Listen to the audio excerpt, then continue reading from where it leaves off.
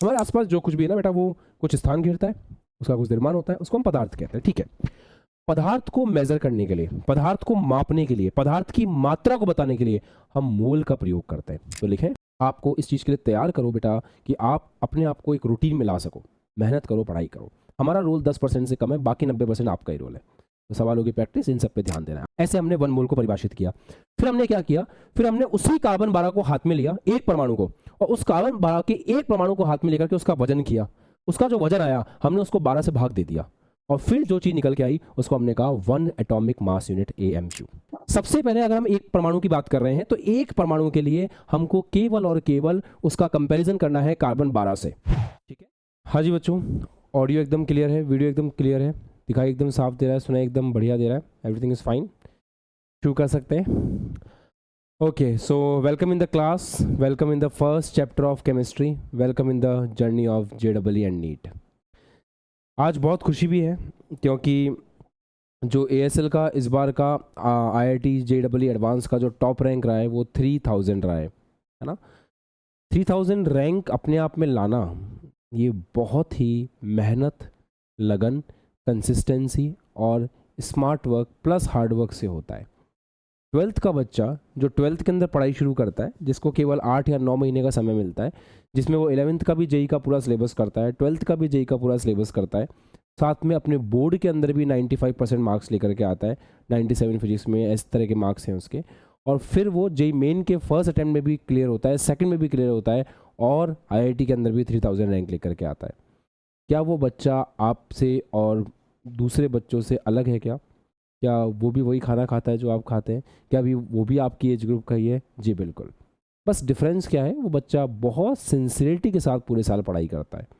जब मेरी बात होती है उस बच्चे से चैट के ऊपर, तो वो बात इतनी लंबी होती है कि हर दिन, हर 4-5 दिन में, हर 10 दिन में वो बच्चा कुछ ना कुछ अपडेट करता रहता है। ये नहीं मुझसे अपडेट लेता रहता है, अपडेट करता रहता है कि सर मैं किस तरीके से पढ़ाई कर रहा था, क्या क्या इन्फॉर्मेशन थी। ये देखो आप, ईच एंड एवरीथिंग वो मेरे साथ शेयर करता रहता है कि उसकी पढ़ाई कैसे चल रही है अपने आप। मतलब मैं हो सकता है कभी मैसेज नहीं भी देख रहा हूँ, बट वो अपने मैसेजेस पुश करता रहता था कि सर आज मैंने ये DPP कंप्लीट कर ली, सर आपने क्लास में ये करने के लिए कहा था मैंने कर लिया, सर आज मैंने इतना टाइम वेस्ट किया, सर आज ये चीज़ है। इस तरीके से उस बच्चे ने पढ़ाई की है।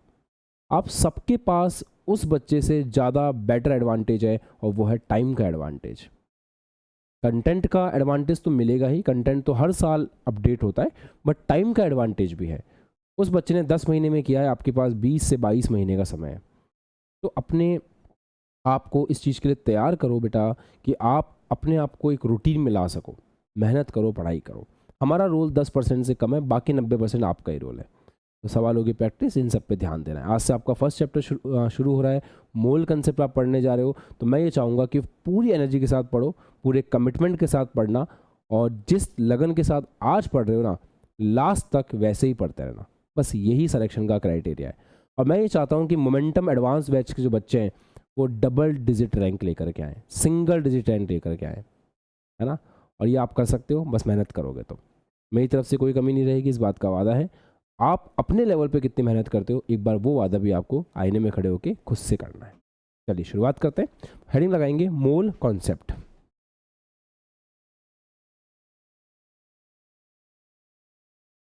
देखो बेटा, हम लोग के पास रैंक प्रोड्यूस करने का एक्सपीरियंस है, हम लोगों के पास इस चीज़ का एक्सपीरियंस है कि बच्चे को किस टॉपिक में कितना पढ़ाना है, कैसे पढ़ाना है। तो आप इस बात का ध्यान रखना कि मैं इस बोर्ड के ऊपर जितना कुछ भी लिखता हूँ ना, वो सब बहुत इंपॉर्टेंट होता है। JEE मेन का कोई भी कॉन्सेप्ट, एडवांस का कोई भी कॉन्सेप्ट उससे बाहर नहीं जाएगा। तो बोर्ड के ऊपर जो कुछ भी लिखा हुआ है उसको बहुत सिस्टमेटिकली, सीरियसली आपको पढ़ना है, राइट। कभी कभी ऐसा होगा कि कुछ चीज़ें आपको डिफ़िकल्ट लगेंगी, कुछ चीज़ें आपके ऊपर से भी जाएंगी, बट सही समय आने पर अपने आप समझ जाओगे कि उसकी इंपॉर्टेंस क्या थी। क्योंकि देखो, एक होता है बच्चे को खुश करने के लिए पढ़ाना, एक होता है बच्चे को सेलेक्ट करने के लिए पढ़ाना। तो मैं बच्चे को सेलेक्ट करने के लिए पढ़ाता हूँ, तो मेरे कंटेंट में आपको लेवल हमेशा अप मिलेगा। थोड़ी मेहनत करना, फोकस करना, धीरे धीरे सब समझ में आने लग जाएगा। स्टार्ट करते हैं। आज हम मोल की एक डेफिनेशन लिख रहे हैं, समझने की कोशिश कर रहे हैं। डेफिनेशन बहुत स्टैंडर्ड है, अजीब सी लगेगी, बट घबराना मत। पहले हम सिंपल भाषा में समझते हैं। देखो यार, कहानी ऐसी है कि जैसे अगर मेरा मन करता है कि मुझे बाज़ार से जाकर के केले खरीदने हैं, तो बाज़ार से केले खरीदना बड़ा आसान काम है यार। आप जाओ और उसको बोल दो कि भाई साहब केले दे दो, वो आपसे पूछेगा कितने, 1 किलो 2 किलो। अगर आपको काउंटिंग बतानी है तो आप उसको बोल सकते हो कि यार भाई साहब मेरे को 1 दर्जन केले दे दो। तो 1 दर्जन केले का मतलब होता है 12 केले आप ले रहे हो। 1 दर्जन का मतलब 12 है।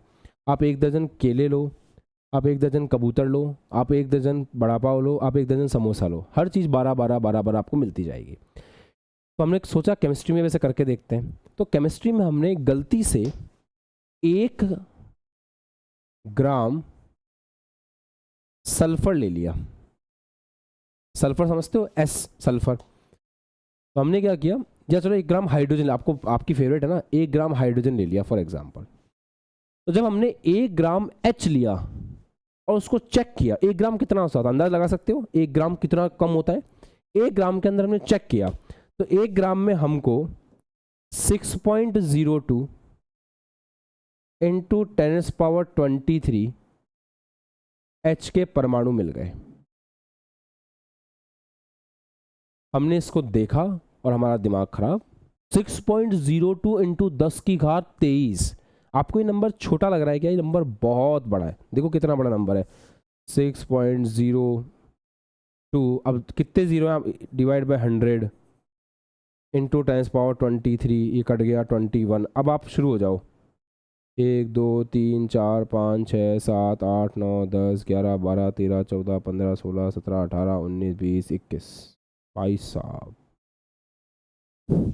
इतना बड़ा नंबर है, आपकी गिनती खत्म हो जाएगी। इकाई, दहाई, सैकड़ा, हजार, 10,000, लाख, 10 लाख, करोड़, 10 करोड़। परमाणु को जब मापने गए ना, तो परमाणु को मापने में दिक्कत हो गई बहुत ज़्यादा। हम ऐसे मेजर नहीं कर पाए, 12 15 16 ऐसे नहीं कर पाए। तो परमाणु के लिए फिर साइंटिस्ट लोगों ने, केमिस्ट लोगों ने मिलकर के कहा कि एक काम करते हैं, पदार्थ की मात्रा को मापने के लिए एक नई चीज़ बनाते हैं। और उन्होंने बनाया मोल। हेडिंग लिखें मोल कॉन्सेप्ट, और इसमें लिखें फर्स्ट पॉइंट पदार्थ। अच्छा, अब थोड़ा थोड़ा बेसिक से चलते हैं। पदार्थ क्या चीज़ होती है? हर वो वस्तु जिसका कुछ द्रव्यमान होता है और जो कुछ स्थान घेरती है उसे पदार्थ कहते हैं। लिखें, हर वह वस्तु, या सिंपल भाषा में लिखें, जिसका कुछ द्रव्यमान हो, जिसका कुछ द्रव्यमान हो तथा कुछ स्थान घेरती हो,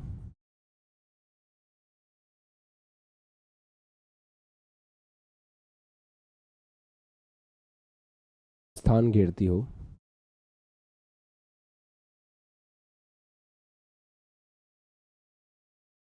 पदार्थ कहलाती है। अभी अपन उसके ऊपर नहीं आ रहे कि पदार्थ के 3 रूप होते हैं, वैसे तो है ना, मुख्य रूप 3 होते हैं, ठोस, द्रव, गैस, सॉलिड, लिक्विड, गैस। वैसे एक और होता है प्लाज्मा, पर अभी हम उसके बारे में ज़्यादा बात नहीं करें, समय आएगा तब करेंगे। अच्छा, हमारे आसपास जो कुछ भी है ना बेटा, वो कुछ स्थान घेरता है, उसका कुछ द्रव्यमान होता है, उसको हम पदार्थ कहते हैं। ठीक है, पदार्थ को मेजर करने के लिए, पदार्थ को मापने के लिए, पदार्थ की मात्रा को बताने के लिए हम मोल का प्रयोग करते हैं। तो लिखें, पदार्थ की मात्रा, पदार्थ की मात्रा को बताने के लिए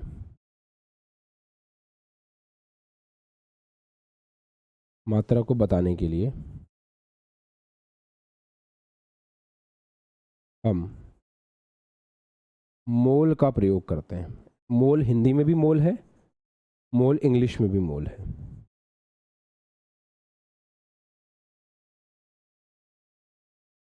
अब मैं एक काम कर रहा हूं, मोल की स्टैंडर्ड डेफिनेशन लिख रहा हूं, आप मेरे साथ साथ नोट कर लो, परेशान नहीं होना है, समझने में टाइम लगेगा ना।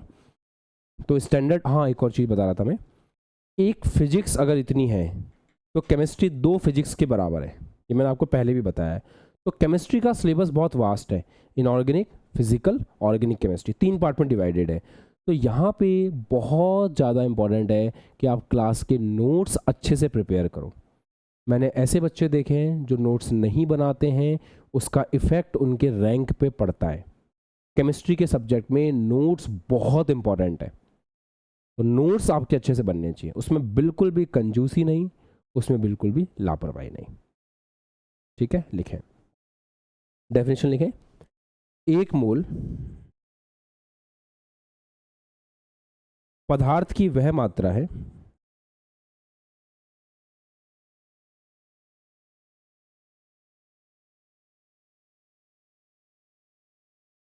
एक मोल पदार्थ की वह मात्रा है जिसमें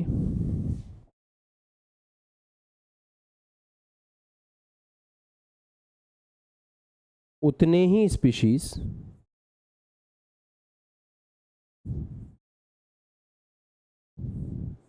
अब स्पीशीज ना साइंस में, केमिस्ट्री में 3 प्रकार की हो सकती है। परमाणु हो सकते हैं, अणु हो सकते हैं, या कोई अन्य कण हो सकते हैं। तो उतने ही स्पीशीज के लिए अपन बोल रहे हैं कि परमाणु, अणु अथवा अन्य कण। तो एक मोल पदार्थ की वो मात्रा है जिसमें उतने ही स्पीशीज हैं,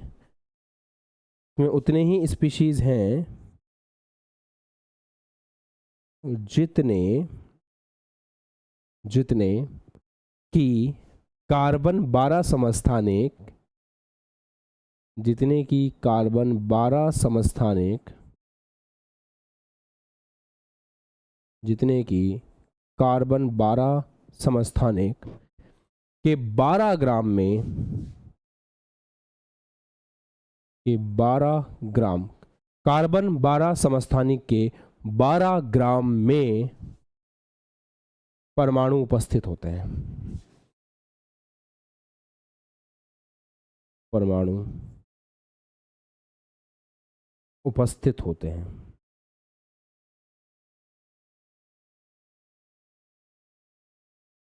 अब आप पेन, ये डेफिनेशन लिख लो, फिर पेन को ड्रॉप कर देना, फिर मैं आपको समझाऊंगा, है ना।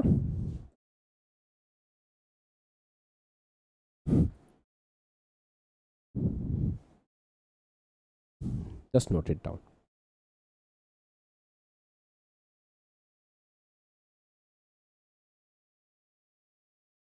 ठीक है, समझे? चलिए ध्यान से सुनना बेटा। क्या हुआ ना, जब हम जीवन की बात करते हैं, जैसे इस मार्कर की बात करें तो बड़ा आसान था। एक काम करो, 12 को बोल दो दर्जन। तो अच्छे अच्छे लोगों ने दिमाग लगाया कि 12 जो संख्या है उसको दर्जन बोल देते हैं, बात खत्म। एक दर्जन मतलब 12। वापस से बताऊं, 12 किलो, 12 दर्जन मतलब 12 इंटू 12। 2 दर्जन मतलब 2 इंटू 12। एक दर्जन, एक दर्जन केले मतलब 12 केले, सिंपल। एक दर्जन मार्कर मतलब 12 मार्कर, सिंपल। एक दर्जन किताब मतलब 12 किताबें, सिंपल, खत्म। पर केमिस्ट्री में जब हम आए तो जैसा मैंने आपको एग्जांपल दिया कि केमिस्ट्री के अंदर बड़ा पंगा था। बहुत छोटे से द्रव्यमान के अंदर बहुत सारे परमाणु उपस्थित हैं। तो फिर साइंटिस्ट लोगों ने कहा एक काम करते हैं, किसी ना किसी को रेफरेंस मानते हैं। अब साइंस में रेफरेंस का मतलब क्या होता है, ध्यान सुनना। यार एक बात बताओ, भारत के सबसे बेस्ट कॉलेज कौन से हैं? आईआईटीज़ हैं, एनआईटीज़ हैं। फिर मेडिकल में सबसे बेस्ट कॉलेज कौन सा है? एम्स है। जानते हो एम्स के बारे में? वहाँ पे एडमिशन लेना है। वहाँ पे एडमिशन लेने के लिए क्या करें? तो यार जो बच्चा पढ़ने वाला होगा उसका एडमिशन होना चाहिए। पहली बात तो अपन को साइंस के अंदर एडमिशन लेना है। ये आर्ट्स वाले बच्चे उस वहाँ जाके पढ़ाई नहीं कर सकते, तो साइंस में बच्चों का एडमिशन लेना है। ठीक है, साइंस में किन का एडमिशन लेना है? साइंस में उन बच्चों का एडमिशन लेना है जो पढ़ने में बहुत अच्छे हैं। ये पता कैसे लगेगा कि पढ़ने वाले बच्चे कौन से, बिना पढ़ने वाले बच्चे कौन से हैं? तो एक काम करते हैं, एक एग्ज़ाम लेते हैं, उस एग्ज़ाम के कुछ मार्क्स रखते हैं। जैसे आईआईटी ने डिसाइड किया कि 360 नंबर का हम पेपर लेंगे, मान लेते हैं। और नीट में, मेडिकल में डिसाइड हुआ कि 720 नंबर का पेपर लेंगे। क्या हमने किया? हमने एक्चुअल में सब बच्चों के लिए एक स्टैंडर्ड सेट कर दिया, सबके लिए एक रेफरेंस सेट कर दिया कि 720 नंबर मेरा रेफरेंस है। जिस बच्चे के नंबर जैसे आएंगे हम उससे उसको कंपेयर करेंगे और डिसाइड करेंगे कि किसका एडमिशन लेना है, किसका एडमिशन नहीं लेना है। और फिर किसी को दिक्कत भी नहीं हुई। तो हमने केमिस्ट्री में भी ऐसा ही किया, हमने कहा हमें पदार्थ को मापने में दिक्कत हो रही है, हम गए, हमने एक बंदे को उठाया, कार्बन 12 अपने घर में चुपचाप सो रहा था, हमने कहा चलो उठो। कार्बन 12 का मतलब क्या है? ऐसा कार्बन जिसका परमाणु क्रमांक 6 हो और जिसका द्रव्यमान 12 आता है, आपको 9-10 में पढ़ रखा है थोड़ा बहुत। परमाणु क्रमांक, प्रोटॉनों की संख्या 6, परमाणु द्रव्यमान, प्रोटॉन प्लस न्यूट्रॉन 12। तो हम ऐसे कार्बन को उठा के लेके आए जिसका परमाणु द्रव्यमान 12 था, उस कार्बन का हमने लिया 12 ग्राम। और साइंटिस्ट लोगों ने कहा आज के बाद यही है बाहुबली, कार्बन 12 ग्राम, इसको पकड़ लो, इसके अंदर जितने भी परमाणु तुमको मिलेंगे ना, हम उसको 1 मोल कहेंगे। भाई रेफरेंस तो मानना पड़ता है ना सर, ये ऐसा क्यों करते हैं, ये 720 नंबर का पेपर क्यों लेते हैं सर, ये 360 नंबर का पेपर क्यों लेते हैं, तो जेईई मेन का पेपर 300 नंबर का क्यों होता है? अरे रेफरेंस है, मान रखा है, कल को हो सकता है कि दुनिया खत्म हो जाए तो बाद में जो जेईई मेन का पेपर हो 1200 नंबर का हो, क्या पता हमको। हो सकता है हम लोग पढ़ पढ़ा के पास हो जाए, हमारी अगली जनरेशन है उनका पेपर 200-400 नंबर का हो, हमें क्या मतलब। समझ रहे हो रेफरेंस का मतलब क्या होता है, समझते हो आप रेफरेंस का मतलब? अच्छा, तुम्हारे घर के आसपास कोई रेफरेंस है क्या? तुम्हारे घर के आसपास कोई ना कोई रेफरेंस तो होगा, तुम्हारी गली में हाउस नंबर होंगे, मकान नंबर, ये मकान नंबर, वो रेफरेंस ही तो है। वैसे ही साइंटिस्ट लोगों को अच्छा लगा, अच्छा क्यों लगा बाद में आपको समझ में आएगा, पर उनको अच्छा लगा कि C12 समस्थानिक ले लो, उसका 12 ग्राम ले लो, अब इसके अंदर जितने भी इसके परमाणु मिलेंगे बॉस, उसको 1 मोल का नाम देंगे। तो सारे साइंटिस्ट इकट्ठे हुए और गिनने लग गए कितने कितने कितने कितने। तो उन्होंने कुछ तरीका लगा के गिना, अब वो तरीका भी हम डिस्कस नहीं कर सकते, पर गिनने के बाद नंबर आया 6.02 इंटू 10 की घात 23। उन्होंने कहा बस मजा आ गया, ये जो नंबर है ना, आज के बाद इस नंबर को 1 मोल कहा जाएगा। जैसे 12 को दर्जन कहते हैं, वैसे 1 मोल इसको कहने लग गए। इसको नाम दिया गया आवागाद्रो संख्या। पर अगर कोई आपसे पूछ रहे आवागाद्रो संख्या आई कैसे, तो आप क्या बोलोगे? C12 समस्थानिक के 12 ग्राम के अंदर जो परमाणुओं की संख्या थी वो अवोगाद्रो संख्या थी। इसको साइंटिस्ट लोगों ने रेफरेंस के रूप में ले लिया कि आज के बाद इसी से हम सब कुछ मेजर करेंगे। अच्छा, 1 दर्जन कुछ भी लो, वो चीज 12 मिलती है।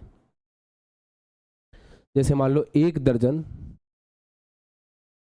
आप समोसे लोगे, सुबह सुबह का टाइम है, नाश्ते का टाइम है, सही है आंसर, 12 समोसे मिलेंगे।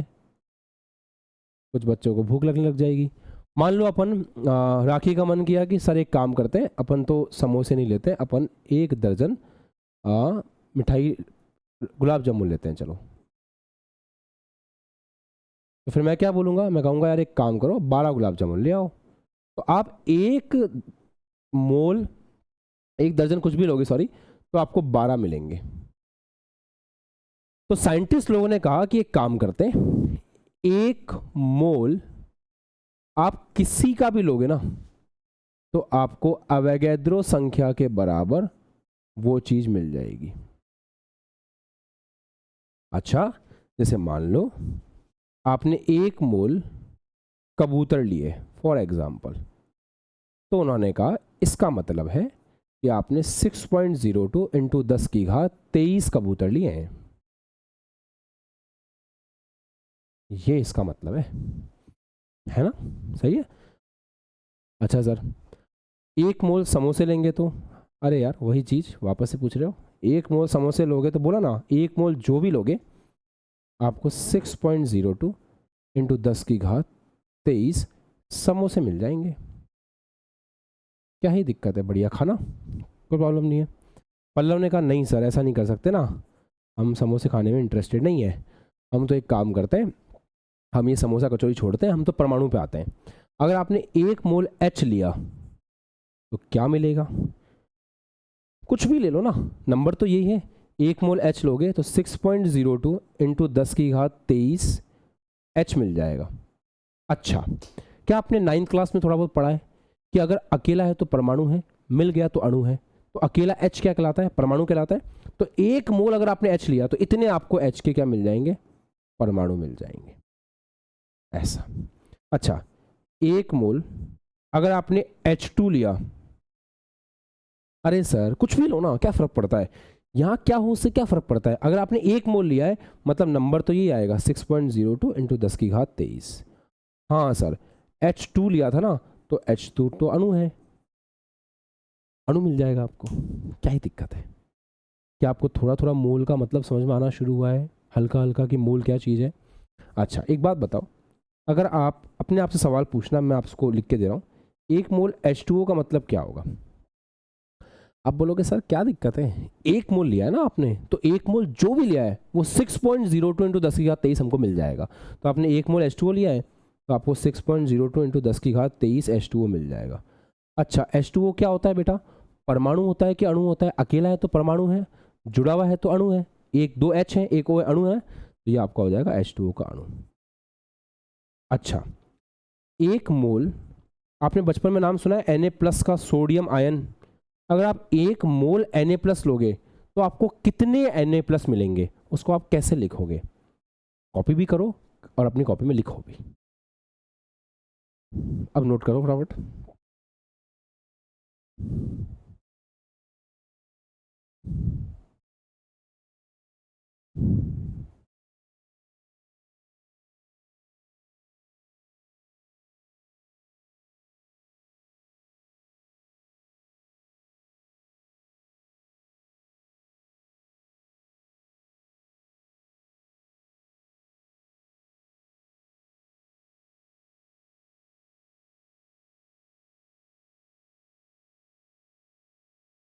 अच्छा लिख लिया। 1 मोल Na+ का मतलब है 6.02 इंटू 10 की घात 23 Na+ के। अच्छा Na+ क्या होता है सर, ये तो आयन है, आयन, तो ये तो आयन है, तो Na+ आयन अपन को मिल जाएंगे ऐसा। तो आपको मोल का थोड़ा बहुत फंडामेंटल क्लियर हुआ कि हाँ यार मोल क्या चीज़ है क्या नहीं है, समझ में आया सबको हल्का हल्का। अच्छा एक लास्ट चीज़ और कर लें फिर अपन आगे बढ़ेंगे। जैसे मान लो आप लिख रहे हो 1 मोल NH3 अमोनिया, तो 1 मोल अमोनिया को कैसे लिखोगे बताओ बेटा। सर 1 मोल अमोनिया को कैसे लिखेंगे ना, 6.02 इंटू 10 की घात 23 अमोनिया के अणु, ऐसे लिखेंगे, क्योंकि अमोनिया तो अणु है, अणु परमाणु समझते हैं। चलिए नोट कर लीजिए, लास्ट एंड फाइनल। धीरे धीरे आपके अंदर हैबिट डेवलप हो जाएगी कि आप चीज़ों को साथ साथ नोट करते हुए चलेंगे, है ना, कोई टेंशन नहीं है, धीरे धीरे डेवलप हो जाएगी। अच्छा चलो, अब थोड़ा सा तुम्हारा दिमाग और ख़राब करता हूँ, बट तुम अगर ध्यान से सीखोगे तो सब समझ में आएगा। हेडिंग लगाएं 1 AMU।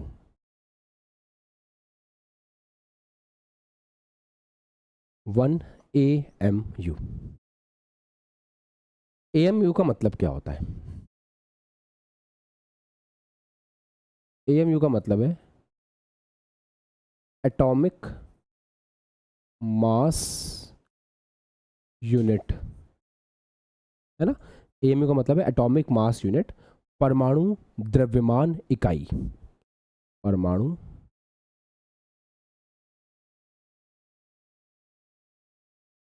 द्रव्यमान इकाई। AMU का मतलब ये है। अच्छा समझते हैं इसको कैसे लिखते हैं। इसको लिखने के अलग अलग तरीके हैं, आपको वो पता होना चाहिए। इसको 1 AMU लिख सकते हैं, इसको 1U भी लिख सकते हैं। कभी ऐसा लिखा हुआ मिले तो घबरा मत जाना ये क्या लिखा हुआ है, इसको ऐसे भी लिख सकते हैं, या फिर इसको 1 डाल्टन भी लिख सकते हैं।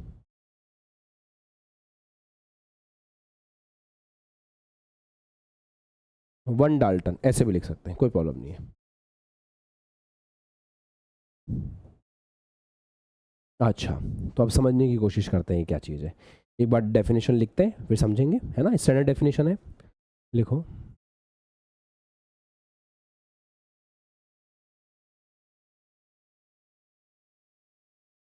परमाणुवीय द्रव्यमान इकाई जिसको हम AMU कहते हैं, परमाणुवीय द्रव्यमान इकाई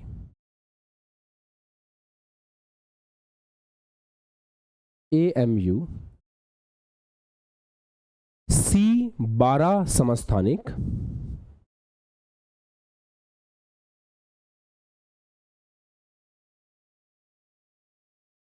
C12 समस्थानिक के परमाणु के द्रव्यमान के परमाणु के द्रव्यमान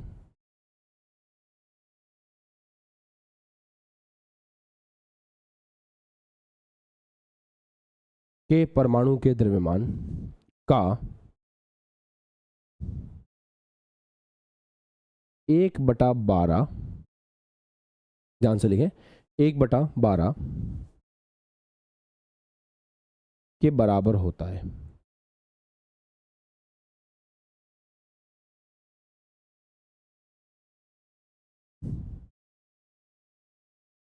के बराबर होता है, लिख लो इसको ऐसे वैसा।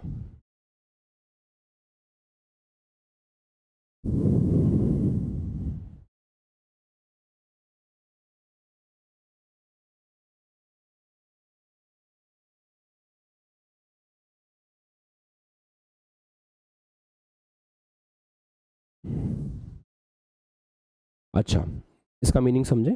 देखो 1 AMU को कैसे परिभाषित किया गया पहले वो देखिए। साफ साफ ये बोला जा रहा है कि परमाणु द्रव्यमान इकाई का मतलब है, साइंटिस्ट लोगों ने कहा एक काम करो, उस C12 को बाहर निकालो। अच्छा जी, C12 को बाहर निकाला। C12 को बाहर निकाल करके उन्होंने कहा कि एक काम करो, इस C12 का जो समस्थानिक आपने बाहर निकाला है ना, इस परमाणु का द्रव्यमान निकालो। वो जो C12 परमाणु बाहर आके बैठा चुपचाप, उसका हमने द्रव्यमान निकाला। फिर उन्होंने एक काम किया, उन्होंने कहा कि एक काम करो, ये जो C12 आया है ना, इस C12 का जो द्रव्यमान आया है उसको 12 से भाग दे दो। अच्छा, 12 से भाग दे दिया। 12 से भाग देने के बाद जो वैल्यू निकल करके आई उसको उन्होंने नाम दिया 1 AMU, अर्थात एटॉमिक मास यूनिट। रेफरेंस है यार, इसको समझने के लिए ना, मतलब एक बार जैसे अपन किसी शादी में जाते हैं, मान लो शादी में सब लोग अननोन है, तो हमको ऐसा अटपटा सा लगता है यार, ये क्या है, ये क्या है, ये क्या है। फिर हमारे को मिलवाया जाता है कि यार ये दूल्हे के पापा हैं, ये दूल्हे की मम्मी है, ये दूल्हे का छोटा भाई है ना। फिर हम उनसे बातचीत करते हैं, उनसे दोस्ती होती है। फिर 3-4 दिन में ऐसा माहौल हो जाता है कि शादी के बारात में सबसे आगे हम ही नाच रहे होते हैं। तो साइंस भी वैसे ही है। अभी आप कुछ डेफिनेशंस को देख रहे हो, चीज़ों को अपने साथ में धीरे धीरे एक्सेप्ट कर रहे हो, फिर इतने कंफर्टेबल हो जाओगे 3-4 दिन बाद में कि मज़ा आ जाएगा आपको सवाल करने में। तो वैसे समझो बस क्या किया हमने कार्बन 12 को उठाया। उस कार्बन 12 को उठा करके हमने चेक किया कि वो जो कार्बन 12 है, उस कार्बन 12 के 12 ग्राम में कितने परमाणु हैं, चेक कर लिया। जो निकल करके आया उसको हमने कह दिया एवोगैड्रो संख्या 1 मोल। ऐसे हमने 1 मोल को परिभाषित किया। फिर हमने क्या किया, फिर हमने उसी कार्बन 12 को हाथ में लिया, एक परमाणु को, और उस कार्बन 12 के एक परमाणु को हाथ में लेकर के उसका वजन किया। उसका जो वजन आया हमने उसको 12 से भाग दे दिया, और फिर जो चीज निकल के आई उसको हमने कहा 1 एटॉमिक मास यूनिट AMU। ठीक है, थोड़ा थोड़ा ठीक लग रहा है। अब अपन 1 AMU की वैल्यू लिखते हैं, नोट करें। 1 AMU की वैल्यू आती है, 1 AMU की जो वैल्यू है वो आपको हमेशा के लिए याद रखनी है 1.66 इंटू 10 की घात -24 ग्राम। 1.66 इंटू 10 की घात -24 ग्राम। और इसको आप किलोग्राम में लिखेंगे तो 1.66 इंटू, किलोग्राम के लिए करना पड़ेगा 1000 से भाग लगाना पड़ेगा, 1000 नीचे जाएगा तो वो ये भी नीचे आएगा, तो ये ऊपर आकर के 10 -27 हो जाएगा। तो किलोग्राम में लिख रहे हैं तो 1.66 इंटू 10 -27 kg, और वैसे लिख रहे हैं तो नॉर्मल ऐसे रहेगा। ठीक है, अब हम कुछ चीज परिभाषित कर रहे हैं, उसको ध्यान से देखिएगा। अब हम परिभाषित कर रहे हैं आपेक्षिक परमाणुवीय द्रव्यमान। लिखिए, आपेक्षिक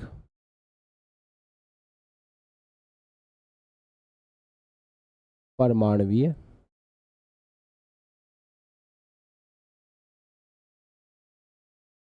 द्रव्यमान, इसको इंग्लिश में कहते हैं रिलेटिव एटॉमिक मास।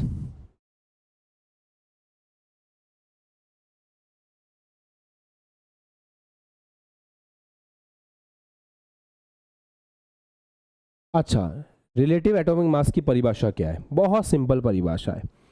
आप किसी परमाणु का द्रव्यमान लिखिए एएमयू के अंदर, है ना, लिखो किसी तत्व के एक परमाणु का द्रव्यमान, एक परमाणु का द्रव्यमान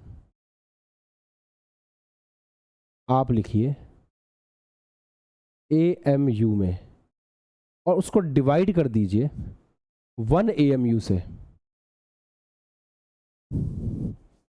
तो क्या होगा? एएमयू से एएमयू कट जाएगा, जो वैल्यू निकल करके आएगी उसको बोलेंगे आपेक्षिक परमाणुवीय द्रव्यमान। अभी मेरी रिक्वेस्ट यही रहेगी कि शांति से नोट करते हुए चलना, थोड़ी देर में जब सवाल लगाएंगे सब कुछ समझ आएगा। इसको इंग्लिश में भी लिख लें अपन, लिखें mass of one atom, mass of one atom of an element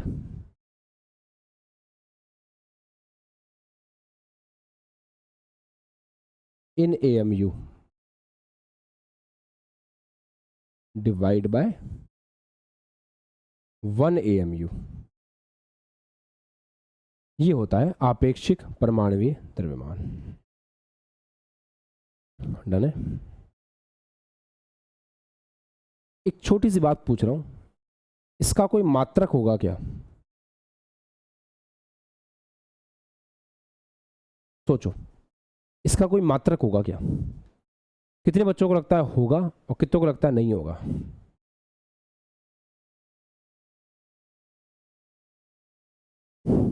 एक बात बताओ, अगर मैं केजी में केजी का भाग लगाऊंगा कोई मात्रक आएगा? मैं ग्राम में ग्राम का भाग लगाऊंगा कोई मात्रक आएगा? आप ऊपर क्या लिख रहे हो? ऊपर है द्रव्यमान, किसमें? एएमयू में। नीचे भी किसका भाग लग रहा है? एएमयू का। तो एएमयू से एएमयू कट जाएगा, किसी प्रकार का कोई मात्रक नहीं आएगा। तो याद रहे ये इसका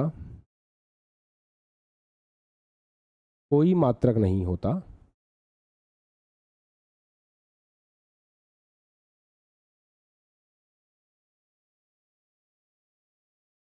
यह मात्रकहीन है। मतलब ये जो है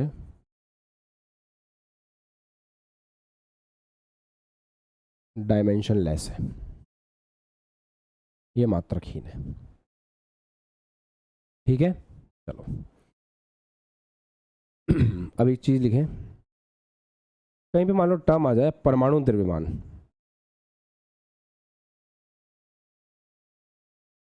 तो परमाणु द्रव्यमान का मतलब क्या होता है? एटॉमिक मास का मतलब क्या होता है?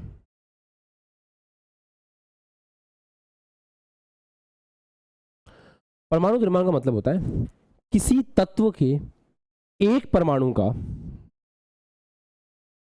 किसी तत्व के एक परमाणु का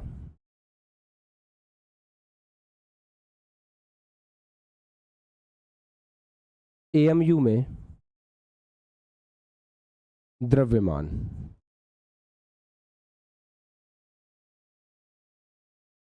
तो आपके पास अगर किसी तत्व के एक परमाणु का एएमयू में द्रव्यमान दे रखा है, तो उसको फिर अपन क्या बोलते हैं? परमाणु द्रव्यमान कहते हैं। लिखते जाओ, शांति से लिखते जाओ, सब समझ में आ जाएगा। नेक्स्ट, ग्राम परमाणु द्रव्यमान।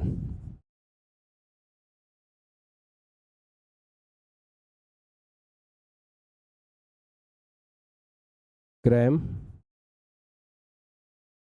Atomic mass. अच्छा, ये किस बला का नाम है? लिखें ग्राम परमाणु द्रव्यमान। ठीक है ना, ग्राम परमाणु द्रव्यमान पूरा लिख रहे हैं तो इसको ऐसे बोलते हैं,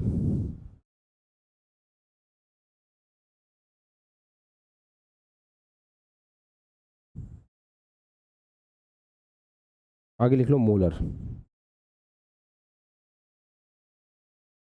मोलर ग्राम एटॉमिक मास, ये क्या होता है? एक मोल का ग्राम में द्रव्यमान।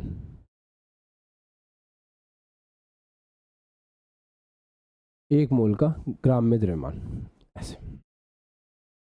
अच्छा पेन ड्रॉप, सुनो एक बात बताओ, 1 मोल किसी का भी लेते हैं तो उसके अंदर कितने आपको उसके परमाणु मिलते हैं? 1 मोल किसी का भी लोगे तो आपको उसके कितने परमाणु मिलेंगे? सर ये मिलेगा 6.02 इंटू 10⁻23। अच्छा इसको क्या बोलते हैं? इसको अवोगाद्रो संख्या बोलते हैं। आपको पता है अवोगाद्रो संख्या का नोटेशन होता है Na। तो मतलब यहां पे आ जाओ, अगर मैं बोल रहा हूं कि मोलर ग्राम परमाणु द्रव्यमान 1 मोल का ग्राम में द्रव्यमान है, तो ये वास्तव में कितने परमाणुओं का द्रव्यमान होगा? अगर मैं 1 मोल की बात कर रहा हूं तो ये वास्तव में कितने परमाणुओं का द्रव्यमान होगा? सोचो, अगर मैं आपसे ये बोलूं कि 1 दर्जन केले का द्रव्यमान बताओ, तो आप क्या करोगे? 1 केले का द्रव्यमान मल्टीप्लाई बाय 12 करोगे, क्योंकि 1 दर्जन का मतलब होता है 12। तो अगर मैं आपको ये बोल रहा हूं कि ये जो चीज लिखी हुई है मोलर ग्राम परमाणु द्रव्यमान, ये 1 मोल का ग्राम में द्रव्यमान है, तो इसके लिए आप कितने परमाणुओं का द्रव्यमान चेक करने जाओगे? क्या आपके मन में सवाल आ रहा है, आंसर आ रहा है कि सर 6.02 इंटू 10⁻23 का चेक करेंगे, उनका जितना होगा वो 1 मोल का कहलाएगा। बिल्कुल सही है। इससे मैंने लिखा है 1 मोल का ग्राम में द्रव्यमान मतलब Na परमाणुओं का ग्राम में द्रव्यमान, ऐसे हम इसको बोलेंगे। सही है। अब इसको शांति से कॉपी कर लो।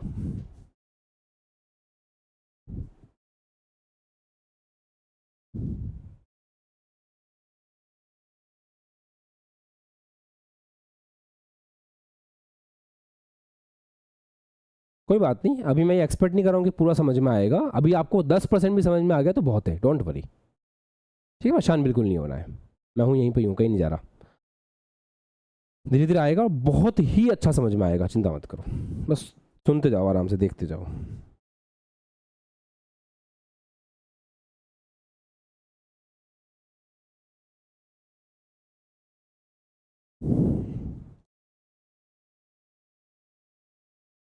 अच्छा पढ़ लिया। अब मैं आपको यहां से जो चीज सीख के आगे बढ़ना है वो बताता हूं। हाँ समझ में नहीं आता, ये पहली बार में समझ में आज तक किसी को नहीं आया, मुझे भी नहीं आया था, तो कोई बड़ी बात नहीं है। बट हाँ 1-2 घंटे पढ़ने के बाद समझ में आ जाता है। अब मैं वापस समझा रहा हूँ, सुनो ध्यान से। सब लोग एकदम अलर्ट होकर समझेंगे, है ना।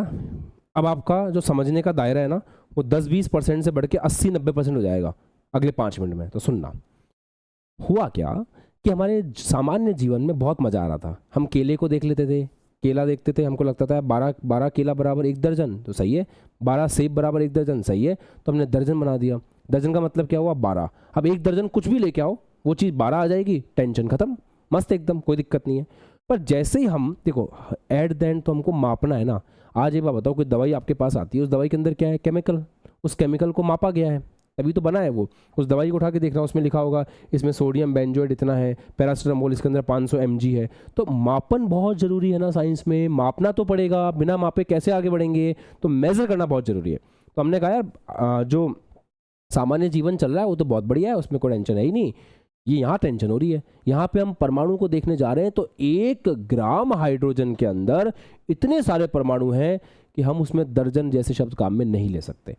तो फिर साइंटिस्ट लोगों ने कहा कि ठीक है, तुम मस्त रहो, हम तुमको एक इकाई बना के देंगे, हम तुमको एक सिस्टम बना के देंगे, तुम बस शांति से उसको फॉलो करना और चीज़ों को माप लेना। हमने कहा ठीक है बनाओ। तो उन्होंने क्या किया, वो लोग उठे, उन्होंने एक काम किया, कार्बन 12 समस्थानिक को उठाया, कार्बन 12 समस्थानिक को हाथ में लिया, उसका 12 ग्राम लिया। कितना लिया? 12 ग्राम। 12 ग्राम में उन्होंने चेक किया कि कितने परमाणु हैं। तो कार्बन 12 समस्थानिक के 12 ग्राम में उनको जो कार्बन परमाणु मिले, उनकी संख्या कितनी थी? 6.02 इंटू 10⁻23। तो उन्होंने कहा बेटा, आज के बाद इस दुनिया में तुम्हें किसी को भी 1 मोल कहना है ना, तो वो चीज इतनी होनी चाहिए। अब अगर कोई बच्चा बिल्कुल आसान भाषा में समझना चाहता है तो एक बार वो साइंटिस्टों को भूल जाए कि गए, वो तो हो गया उनका, चले गए ऊपर भगवान के पास, जाने दो उनको, हटाओ। बस एक बात याद रखो कि वो मरते मरते एक बात बोल के गए कि जैसे तुम 1 दर्जन को 12 बोलते हो ना, वैसे केमिस्ट्री में अपन 1 मोल का मतलब लेके चलते हैं 6.02 इंटू 10⁻23। 1 मोल कुछ भी होगा वो 6.02 इंटू 10⁻3 के बराबर होगा। ऐसे अब इस स्लाइड के ऊपर जो कुछ भी लिखा है, क्या वो हमें 100% समझ में आ गया है? 100%, कोई डाउट नहीं, पक्की बात। क्या सीख के आगे बढ़ रहे हैं? 1 मोल बराबर एवोगैड्रो संख्या, खत्म। चलो आगे बढ़ते हैं। अब साइंटिस्ट लोगों ने कहा कि भाई साहब दिक्कत होगी, बाहर तुम किलोग्राम में मापते हो, बाहर तुम ग्राम में मापते हो, बहुत दिक्कत होगी। यहाँ आसान नहीं है, यहाँ एक परमाणु बहुत ही छोटा है, बहुत ही हल्का है, इतना हल्का है, इतना हल्का है कि वो ऐसे थोड़ी बोल सकते हैं कि पावर हाइड्रोजन परमाणु दे दो। कभी सब्जी वाले को जाके बोला है पावर ऑक्सीजन दे दो? ऑक्सीजन का परमाणु इतना छोटा है, उसका द्रव्यमान इतना कम है कि हमने जो सिस्टम बना रखा है ना अपने जीवन को जीने के लिए, उसमें वो फिट नहीं बैठता। तो साइंटिस्ट ने कहा ठीक है मस्त रहो, तुम पहले गिन नहीं पा रहे थे, हमने तुम्हें नंबर दिया, अब कह दो संख्या, अब तुमने गिन लिया, अब हम तुमको द्रव्यमान भी देते हैं, चिंता मत करो। उन्होंने क्या किया, वापस से कार्बन 12 को उठाया। ये नया है, न्यू है ना, न्यू सिस्टम है। पहले हाइड्रोजन को लेके किया था उन्होंने, फिर बाद में उन्होंने कार्बन 12 ले लिया। ये न्यू सिस्टम है। पहले उन्होंने आप नेट पे पढ़ लेना कभी आपका मन करे तो, आगे आप साइंस में पढ़ लोगे। पहले उन्होंने हाइड्रोजन को लेके सब काम किए थे, पहले उन्होंने हाइड्रोजन को लेके किया था, फिर बाद में उन्होंने कार्बन 12 ले लिया।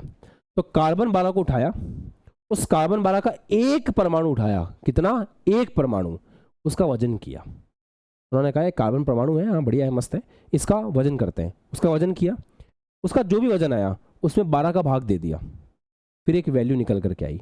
वो वैल्यू थी 1.66 इंटू 10⁻⁻24 ग्राम। अच्छी लग रही है देखने में? अच्छी लग रही है क्या? इतनी छोटी वैल्यू है, देखो 1.66 डिवाइड बाय 1,0,0,0,0,0,0,0 कितनी बार? 24 बार, और फिर 2 जीरो और आ जाएंगे, 26 हो जाएगा। ये बहुत छोटी संख्या है। तो साइंटिस्ट लोगों ने कहा कहाँ ये छोटे बच्चे हैं, एकदम प्यारे प्यारे बच्चे हैं, अभी 10th पास करके आए, कहाँ ये परेशान हो रहे हैं। इनको हम ऐसे बोलेंगे ना कि एक कार्बन परमाणु का 12 ग्राम में 12 का भाग लगाया तो ये वैल्यू आई, परेशान हो जाएंगे, छोटे बच्चे हैं। एक काम करते हैं, सिंपल कर देते हैं, इसको 1 AMU कह देते हैं। तो उन्होंने रेफरेंस के लिए 1 AMU कह दिया। अच्छा बेटा, अब एक बात मुझे बताओ, अगर किसी परमाणु का द्रव्यमान 5 AMU है तो इसका मतलब क्या है? सोचो, अगर किसी परमाणु का द्रव्यमान फॉर एग्जांपल 5 AMU है तो इसका मतलब क्या है? क्या कोई मुझे बता सकता है? क्या कोई सोच सकता है? सर देखो, हमें इतना समझ में आया है कि कार्बन 12 मतलब कार्बन 12 समस्थानिक, कार्बन को उठाया, उस कार्बन का एक परमाणु उठाया, उस एक परमाणु का जो भी द्रव्यमान आया उसमें 12 का भाग लगाया, जो चीज मिली वो 1 AMU है। अब आप हमको बोल रहे हो कि जो परमाणु आपने मिला है या जो तत्व आपको मिला है उसके एक परमाणु का द्रव्यमान 5 AMU है। इसका मतलब ये हुआ सर कि जो कार्बन 12 का एक परमाणु है ना, उसका जो वजन है उसको जब 12 से भाग दिया तो जो वैल्यू आई, ये आपके वाले परमाणु का द्रव्यमान इस वैल्यू का 5 गुना है, ये आप बोल रहे हो। हेलो, मैंने कहा नहीं ऐसे होता है क्या? चलो, मेरा परमाणु का द्रव्यमान 15 AMU, अब बताओ क्या कहना चाहते हो? तो सर आप ये कहना चाहते हो कि आपका जो परमाणु है ना उसका द्रव्यमान 15 AMU है। AMU कहाँ से आया? सर हमने कार्बन 12 को उठाया, उसका हमने एक परमाणु लिया, उसका एक परमाणु का जो द्रव्यमान आया उसमें हमने 12 का भाग लगाया, हमको एक वैल्यू मिली, वो है 1 AMU। अब आप बोल रहे हो कि आपके तत्व के परमाणु का द्रव्यमान 15 AMU है, मतलब वो इन भाई साहब का 15 गुना ज्यादा है। इसको बोलते हैं रेफरेंस सेट करना।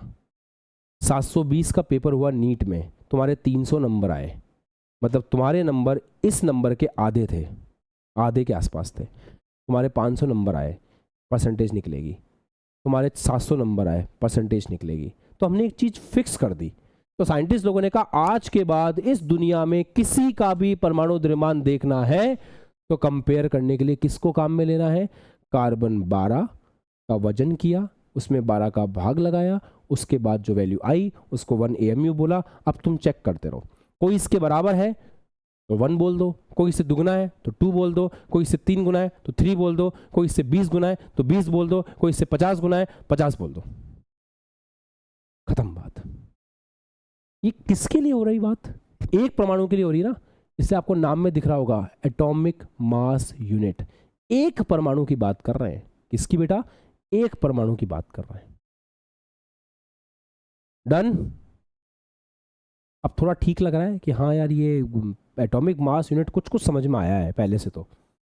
अच्छा चलो, मैंने पल्लव को बुलाया क्लास में। मैंने कहा पल्लव यार एक बात बता, मेरे पास एक परमाणु है जिसका वजन है 20 AMU।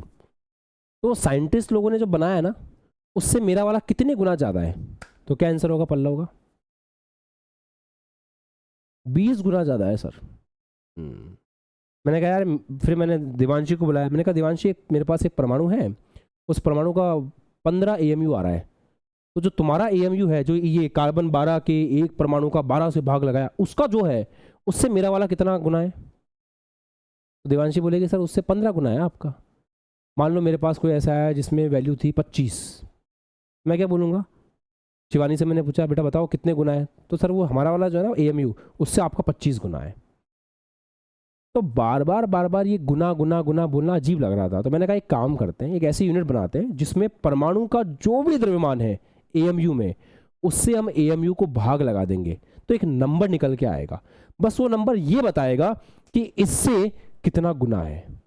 उस नंबर को बनाने के लिए साइंटिस्ट लोगों ने आपेक्षिक परमाणुवीय द्रव्यमान को परिभाषित किया कि किसी भी तत्व के एक परमाणु का द्रव्यमान लिख लो AMU में, उसमें AMU का भाग लगा दो, केवल एक नंबर निकल के आएगा और पता चल जाएगा कि कार्बन 12 के एक परमाणु के द्रव्यमान में 12 का भाग लगाने के पास जो चीज आती है उससे तुम्हारा वाला परमाणु कितने गुना है।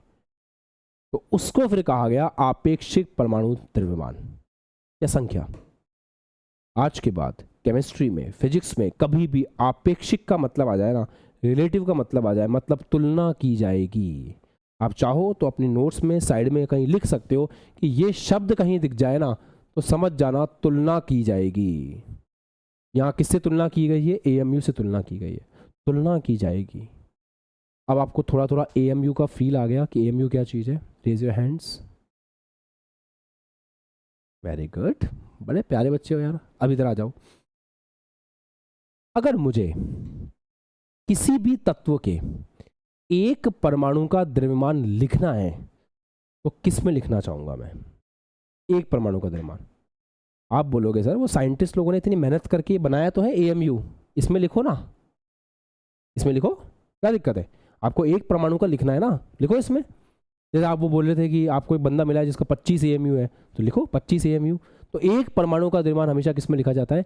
AMU में लिखा जाता है। एक बार फिर से बताता हूँ। कोई बच्चा बहुत पढ़ने वाला है, बहुत पढ़ने वाला बच्चा है, मेरे जैसा कोई बच्चा है, वो ये जानना चाहता है कि AMU का मतलब क्या है।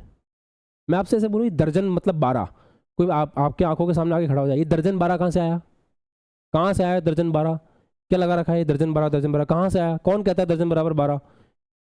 तो कल को मैं आपको ऐसे बोलता कि परमाणु का द्रव्यमान AMU में मापो, तो आपका सवाल नहीं होता मुझसे कि सर ये AMU बला क्या है, ये AMU आया कहाँ से, कैसे डिसाइड किया अपन ने? तो साइंस में हर चीज़ का रीज़न होता है। इसलिए मैंने आपको बताया कि साइंटिस्ट लोग बड़े परेशान थे, उन्होंने कार्बन 12 को उठाया, उन्होंने कहा इसका वजन करो, इसमें 12 का भाग लगाओ, जो चीज़ आएगी उसको एक AMU कह देंगे। अब दुनिया में कोई भी दूसरा तत्व मिलेगा, उसके एक परमाणु को उठाना, उसका वजन इसके साथ कंपेयर करना, अगर उसका वजन 3 गुना आ जाए तो 3 AMU लिख देना, 4 गुना आ जाए 4 AMU लिख देना, इसका आधा आ जाए तो 1/2 AMU लिख देना। तो इस तरह से हमने एक पद्धति बना ली मेजरमेंट करने की। अच्छा, तो आज के बाद मुझे किसी भी परमाणु का, एक परमाणु का द्रव्यमान मापना होगा तो मैं किस में मापूंगा? तो जब मैं किसी परमाणु का द्रव्यमान मापता हूं AMU में तो उसे परमाणु द्रव्यमान कहते हैं। परमाणु द्रव्यमान, खत्म। अच्छा ठीक है, मजा आ गया।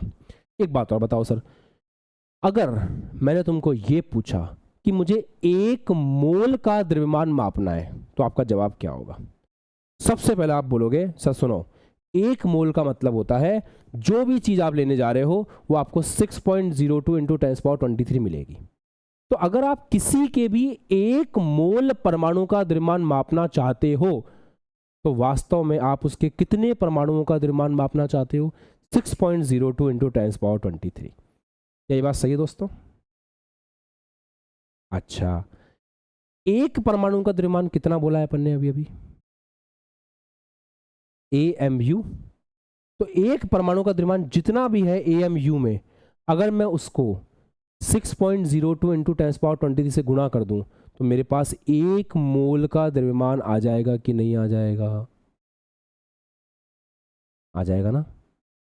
बस वही तो लिखा था, ग्राम परमाणु द्रव्यमान या मोलर द्रव्यमान का मतलब होता है एक मोल का ग्राम में द्रव्यमान, मतलब Na परमाणुओं का ग्राम में द्रव्यमान। इतनी सी तो बात बोली थी, ये होता है मोलर द्रव्यमान। खत्म, दैट्स इट। ये थी आपकी सेकंड स्लाइड। आई होप आपको समझ में आप काफी हद तक आ गया होगा। थोड़ा और पढ़ेंगे तो और आ जाएगा, घबराओ मत। ठीक है, अभी सवाल नहीं लूंगा, अभी सवाल नहीं लूंगा, अभी सवाल नहीं लूंगा, अभी आपको आगे और पढ़ाता हूं पहले, फिर सवाल लूंगा। अब हम परमाणु उठाते हैं, परमाणुओं के बारे में बात करते हैं, ध्यान से सुनना। अब यहां से लिखना बिल्कुल मत, केवल सुनना। सल्फर, प्यारा सा छोटा सा मुन्ना सा सल्फर, ठीक है। हमने क्या किया, सल्फर को उठाया, सल्फर को उठा करके मैंने देखा, साइंटिस्ट लोगों के पास भेज दिया, मैंने कहा वजन करो इसका। उन्होंने सल्फर का वजन किया, एक सल्फर का, एक परमाणु का वजन किया। जब उन्होंने सल्फर के एक परमाणु का वजन किया तो उन्हें पता है क्या पता चला? जो कार्बन 12 के एक परमाणु का वजन होता है ना, उसको जब 12 से भाग लगाते हैं तो जो संख्या आती है उसका ये 32 गुना था। क्या बोल रहा हूं मैं? कार्बन 12 को उठाते हैं, उसका वजन करते हैं एक परमाणु का, उसको 12 से भाग लगाते हैं तो जो संख्या आती है उसका ये कितना गुना था? 32 गुना था। तो AMU में इसका द्रव्यमान किसे लिखोगे? कौन बताएगा? AMU में इसका द्रव्यमान क्या होगा? हाथ ऊपर कर सकते हो आप जो बताना चाहता है। सवाल समझ में आया क्या? हमने सल्फर को लेके आए, सल्फर का वजन किया लैब के अंदर, तो सल्फर का जो वजन था वो कार्बन 12 समस्थानिक के परमाणु का जो द्रव्यमान था उसको जब 12 से भाग लगाया था तो ये जो संख्या आई थी इस संख्या का 32 गुना था। तो कैसे वजन लिखोगे एक परमाणु का? अमित बताना चाहते हैं, केवल सवाल का आंसर देना है और इधर उधर की कोई हेलो हाय हेलो कुछ नहीं, बताओ।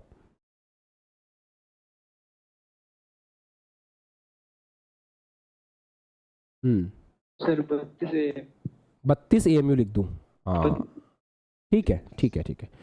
अमित बिल्कुल सही कह रहा है। सर देखो ना यार, क्यों हमें इतना कंफ्यूज कर रहे हो? कार्बन 12 परमाणु का, कार्बन 12 का एक परमाणु, उसको 12 से भाग लगाया, एक संख्या आई, साइंटिस्ट लोगों ने इतनी मेहनत कर तो ली, आप क्यों खून पी रहे हो? उसको 1 AMU कहते हैं। तो सीधा बोलो ना कि सल्फर का जो वजन है वो 32 गुना है उस चीज का। मतलब आप लिख दो यार कि सल्फर का वजन एक परमाणु का 32 AMU है, बात खत्म हो जाएगी। इसके बाद हम आपसे कोई बात नहीं करेंगे, ये सल्फर का परमाणु द्रव्यमान कहलाएगा। ये सल्फर के एक परमाणु का द्रव्यमान है, इसे हम कहेंगे सल्फर का परमाणु द्रव्यमान।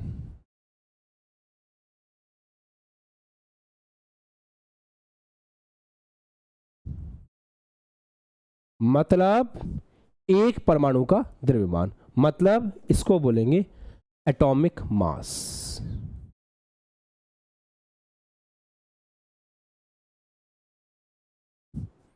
तो क्या हमको एटॉमिक मास समझ में आ गया है? पक्का? लिखो मत यार, बता दूंगा लिखने का समय है, सुनो केवल, लिखने के लिए तो आपके पास हमेशा रहेगा, आगे सुनो। अच्छा, अब एक बंदा आके मेरे से सवाल करता है, सर आपको कुछ मिला? मैंने कहा हाँ सल्फर मिला। सर वो सल्फर जो है ना, वो सल्फर का द्रव्यमान, ये जो कार्बन 12 समस्थानिक था उसके एक परमाणु का जो द्रव्यमान था उसके बटा 12 के जो द्रव्यमान निकल के आया उससे कितना गुना है? सवाल वापस सुनो। तो आपको सल्फर मिला, उस सल्फर का जो परमाणु द्रव्यमान है वो कार्बन 12 के समस्थानिक के एक परमाणु के द्रव्यमान डिवाइड बाय 12 का कितना गुना है? मतलब वो क्या पूछना चाहता है? 1 AMU से इसको कंपेयर करना चाहता है, तुलना करना चाहता है। तो अपन से वो क्या पूछ रहा है? अपन से वो पूछ रहा है रैम। रैम का मतलब रिलेटिव एटॉमिक मास, क्या पूछ रहा है अपन से? आपेक्षिक परमाणुीय द्रव्यमान, आपेक्षिक परमाणुीय, आपेक्षिक परमाणुीय द्रव्यमान, ये पूछ रहा है बेटा अपन से, ये पूछ रहा है। बता देंगे सर। उस तत्व का परमाणु द्रव्यमान एएमयू में, डेफिनेशन ये तो है, किसी तत्व के एक परमाणु का, किसी तत्व के एक परमाणु का एएमयू में द्रव्यमान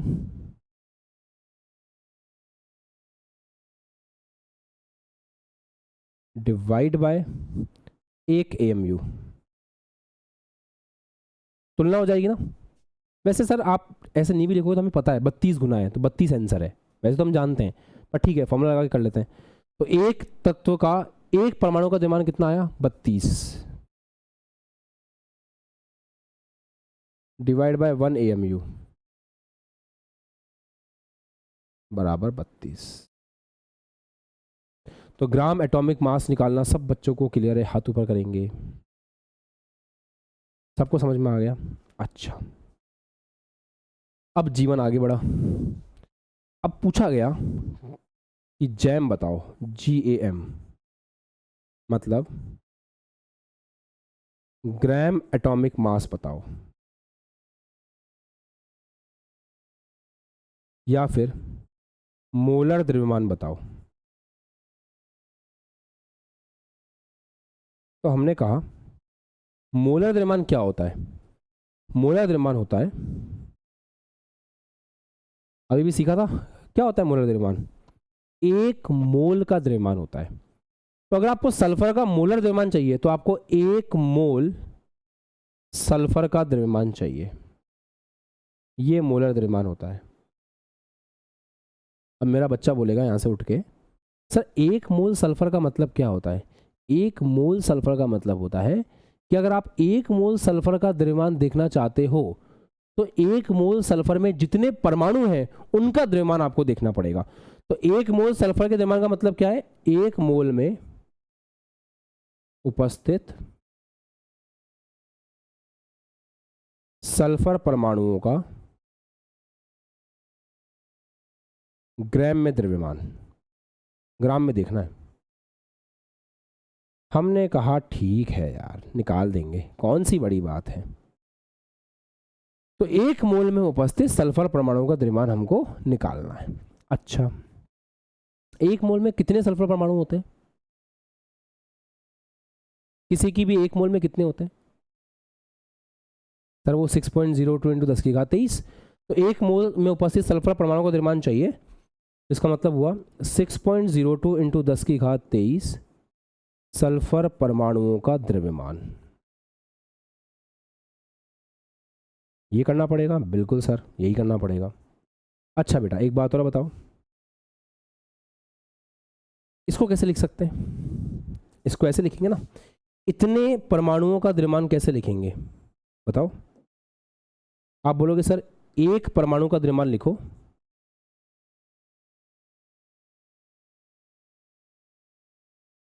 और उसको इस संख्या से गुणा कर दो, बात बन जाएगी। सही है क्या? अगर आपको 6.02 इंटू 10 की घात 23 परमाणु का द्रव्यमान लिखना है तो आपको 1 सल्फर परमाणु का द्रव्यमान लिखना पड़ेगा, और आप उसको जब उस संख्या से गुणा करोगे तो उतने का परमाणु द्रव्यमान अपने आप निकल के आ जाएगा। एक पेन की कीमत 5 रुपए है तो इतने पेन की निकल के आ जाएगी। अच्छा बच्चों, 1 सल्फर परमाणु का द्रव्यमान कितना होता है? कोई बताना चाहेगा क्या? ढंग से देखो, इस बोर्ड पे लिखा हुआ है 1 सल्फर परमाणु का द्रव्यमान, 1 सल्फर परमाणु का द्रव्यमान 32 AMU होता है। ये आ जाएगा 32 AMU इंटू 6.02 इंटू 10 की घात 23।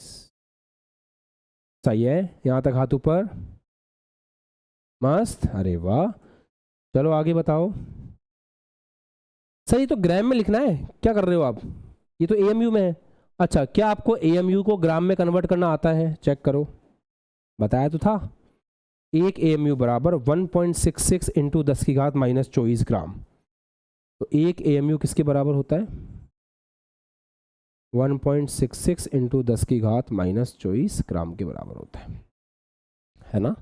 तो यहाँ मैं एएमयू की जगह क्या लिख सकता हूँ? एक एएमयू इसके बराबर, तो 32 कितना होगा, उसे मल्टीप्लाई करेंगे 1.66 इंटू 10 की घात माइनस 24। ये एएमयू किस में कन्वर्ट हो गया? ग्राम में। और साथ में क्या लिखा हुआ है? 6.02 इंटू 10 की घात 23। इसमें आ गया आंसर, ग्राम में आ गया।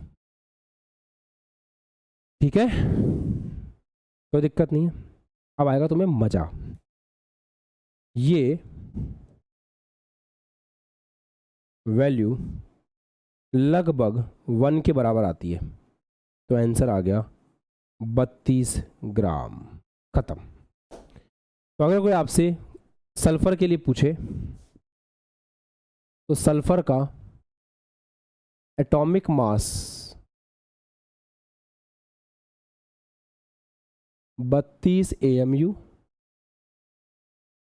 सल्फर का रिलेटिव एटॉमिक मास 32 और सल्फर का ग्राम एटॉमिक मास 32 ग्राम। बेटा जी, दुनिया में इससे आसान कुछ नहीं हो सकता। साइंटिस्ट लोगों ने इस बात का ध्यान रखा था कि हमारे बच्चे कैलकुलेशन से परेशान ना हो। अब देखो, जो बच्चे रटते हैं ना, वो क्या करते हैं, उनको बड़ा आसान लगता है कुछ नहीं करना। सल्फर का 32 है, अगर एएमयू में लिख दोगे तो एक परमाणु का द्रव्यमान, मोल में लिखना है तो 32 ग्राम कर दो, कोई दिक्कत नहीं है। और अगर आपको एटॉमिक मास लिखना है तो एएमयू लगा दो, और रैम लिखना है तो 32 के आगे से यूनिट हटा दो, आसान हो गया। पर मतलब पता होना चाहिए पीछे का। अच्छा एक बात बताओ, ये आपने कितने का द्रव्यमान लिखा है? 1 मोल का लिखा है ना, तो इसके लिए यूनिट होती है ग्राम पर मोल, कि ये 1 मोल का द्रव्यमान है, तो इसकी यूनिट ऐसे चलती है ग्राम पर मोल, ऐसे कि 1 मोल का लिखा है अपन ने। अब मेरी बात सुनो शांति से, लास्ट बार समझा रहा हूँ, फिर अपन और सवाल करेंगे। अगर आपको एक परमाणु का द्रव्यमान लिखना है तो वो एएमयू में आता है। अगर आपको आपेक्षिक लिखना है तो आप उस एएमयू को एएमयू से भाग लगाते हो, एएमयू हट जाता है। अगर आपको 1 मोल का लिखना है तो फिर आप 1 मोल में परमाणु लेते हो 6.02 इंटू 10 की घात 23। तो आपके पास मान लो सल्फर का 1 मोल चाहिए, तो 1 मोल सल्फर के परमाणु का द्रव्यमान चाहिए होता है। फिर 1 मोल का कैसे लिखते हैं? 1 सल्फर का इंटू 6.02 इंटू 10⁻23। फिर 1 सल्फर परमाणु का होता है 32 एएमयू। एएमयू को फिर ग्राम में कन्वर्ट करते हैं, उससे ये चीज़ कट करके 1 हो जाती है। तो फाइनली अगर 32 ग्राम लिखा हुआ है तो वो 1 मोल का द्रव्यमान है, और अगर 32 एएमयू लिखा हुआ है तो वो 1 परमाणु का द्रव्यमान है। ये ग्राम से एएमयू, एएमयू से ग्राम करने के चक्कर में गड़बड़ मत कर देना। तुमसे सवाल पूछेगा वो कि अगर कहीं पे लिखा हुआ है 1 एएमयू तो उसका मतलब है, एएमयू लिखा हुआ है कहीं पे, इसका मतलब है 1 परमाणु की बात कर रहे हैं। अगर 1 मोल के लिए लिखेंगे तो एएमयू हट जाएगा, ग्राम आ जाएगा। अब दिमाग में ना बच्चे समझ ही नहीं पाते कि 32 एएमयू है तो 1 परमाणु, 32 ही तो है, ग्राम लगा दिया तो फिर बोल रहे हो 1 मोल, ये कैसे हुआ? आपको तो पता है ना कि 32 एएमयू था 1 परमाणु का, उसको अपन ने 6.02 10⁻23 से मल्टीप्लाई किया 1 मोल के लिए। फिर एएमयू को जब ग्राम में कन्वर्ट किया तो एक ऐसी संख्या आई जो उससे गुणा होकर के 1 हो गई, इसलिए वो एएमयू हट करके सिंपल ग्राम आ गया, कैलकुलेशन आसान रह गई। पर अंदर की पूरी बात पता होनी चाहिए। क्या हम कंसेप्ट को समझें? रट्टाफिकेशन बंद हो गया आज से, समझ आ गया कंसेप्ट, है ना? समझ आ गया ना? यही होगा। सवाल करवाना तो बड़ा आसान है मेरे लिए, सवाल तो मैं ऐसे करा दूंगा कि आपको 23 के आगे एएमयू लगाना है 1 परमाणु के लिए, ग्राम लगाना है 1 मोल के लिए, और दोनों हटा देने हैं, सिंपल नंबर लिख देना है, उससे रिलेटिव एटॉमिक मास निकल के आ जाएगा। इसको बोलते हैं रटवाना। सवाल तो बन जाएंगे उससे, और बात समझने की होती है। अब शांति से लिखो, एक सवाल और करेंगे ऐसा सेम, उसके बाद डाउट्स लेंगे। फिर अभी लिख लो, एक सवाल और करेंगे फिर डाउट्स लेंगे। कल बहुत सारे बच्चों के मैसेजेस आ रहे थे, कल बहुत सारे बच्चे एएसएल के साथ जुड़े हैं, मोमेंटम बैच के भी हैं।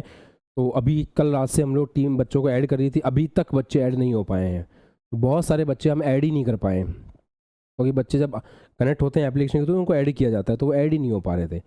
इतने सारे बच्चों के एडमिशन अभी हुए हैं 2 दिन के अंदर अंदर। तो मतलब आप लोग कितना वेट कर रहे थे, अपने भविष्य के लिए इतना इंतज़ार नहीं करते। या फिर एडवांस के रिजल्ट का वेट कर रहे थे कि हाँ यहाँ से रैंक आएगी फिर पढ़ेंगे? गजब।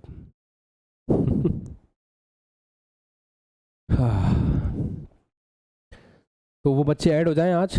कल से आपकी बायो फिजिक्स कल से स्टार्ट करेंगे, क्योंकि ताकि सबका किसी का भी मिस ना हो। अभी हम लोग केमिस्ट्री पढ़ेंगे आधा एक घंटा और, तो आज केमिस्ट्री को अच्छे से पढ़ते हैं। और बायो की क्लास भी आपकी ओरिएंटेशन प्लान था वैसे आज का, बच्चे एक बार ऐड हो जाते हैं तो शाम तक हम ओरिएंटेशन कर लेंगे, अदरवाइज कल आपका पूरा शेड्यूल तीनों क्लासेस का मिल जाएगा आपको। बट जो मैं चाहता हूँ वो मैं यही चाहता हूँ कि बच्चा समझे यार। ये एडवांस जब पढ़ोगे ना तो एडवांस में सवाल लॉजिक से आते हैं, रटने से नहीं आते। तो you have to understand each and everything. अब एक सवाल आ गया बच्चों के मन में, सर समस्थानिक क्या होता है? आपने बचपन में पढ़ा था कि क्लोरीन दो प्रकार के होते हैं, 35 और 37। वैसे ही सेकंड चैप्टर में पढ़ाया जाता है, पर ठीक है। समस्थानिक का मतलब हो गया परमाणु क्रमांक सेम है, परमाणु द्रव्यमान भिन्न भिन्न है। मतलब कार्बन के रूप हो गए, कार्बन 12 कार्बन का एक रूप है, कार्बन 14 भी एक कार्बन का रूप है। ये समस्थानिक होता है, ठीक है।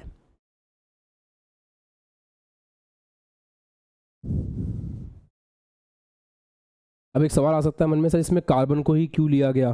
तो साइंटिस्ट लोगों को ऐसी कैलकुलेशन करनी थी जो आसान हो। देखो ना कितनी आसान कैलकुलेशन आई है, बस यहाँ पे एएमयू हटा दो, ग्राम लगा दो। अगर इन दोनों का मल्टीप्लिकेशन 1 नहीं आता तो कितनी दिक्कत होती, आज तुम कितना कुछ मुश्किल से पढ़ रहे होते। तो उन्होंने कहा बच्चों को आसान करके पढ़ाते हैं। तो हमेशा हम लोग चीज़ों को सिंपल करते हैं। साइंस में हर चीज़ को आसान बनाने की कोशिश की जाती है समझने के हिसाब से, इसलिए कार्बन को चुना है, क्योंकि कार्बन में कैलकुलेशन ऐसी हो रही है कि बस आपको थोड़ा बहुत चेंजेस करने और हर चीज़ फिट बैठ रही है, ऐसा। हाँ जी बालक बालिकाओं, बढ़िया, ठीक, आगे बढ़े। कॉपी हो गया सभी से? Okay good. चलो दोस्तों आगे बढ़ते हैं। अब सबसे पहले एक बात बताइए, अगर मैं आपसे ऐसा बोलूं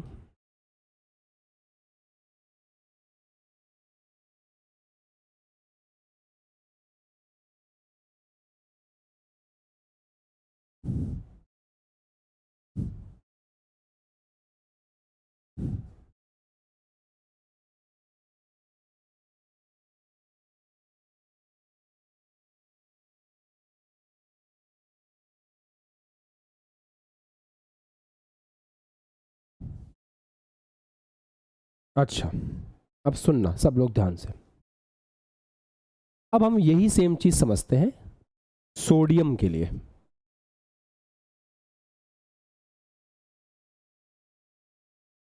अच्छा सुनना मेरी बात, बाकी तुम खुद कर लोगे, मुझे यकीन है, मेरी जरूरत नहीं पड़ेगी। हमने साइंटिस्ट लोगों को कहा कि एक बार जरा पता लगाओ सोडियम कैसा है। तो उन्होंने कहा कि यार सोडियम जो है ना, सोडियम के एक परमाणु का जो द्रव्यमान आ रहा है ना, वो कार्बन 12 का जो एक परमाणु है उसके द्रव्यमान में जब 12 का भाग लगाते हैं तो जो संख्या आती है उसका 23 गुना आ रहा है। तो सोडियम के एक परमाणु का एएमयू में द्रव्यमान कितना होगा? आप एकदम स्क्रीन से बाहर आना चाहते हो, स्क्रीन फाड़ करके और चिल्ला के बोलना चाहते हो, सर एक परमाणु का द्रव्यमान 23 एएमयू लिख दो। ऐसे ही क्या सभी बच्चे? ये मतलब हुआ ना सर, आप ही तो कह रहे हो कि कार्बन 12 समस्थानिक जो है उसका जो एक परमाणु है उसको जब डिवाइड बाय 12 किया तो जो संख्या आई उसका 23 गुना है। मतलब इस संख्या को एएमयू कहते हैं। मतलब एक सोडियम परमाणु का द्रव्यमान 23 एएमयू है। सही, शानदार। तो ये है एक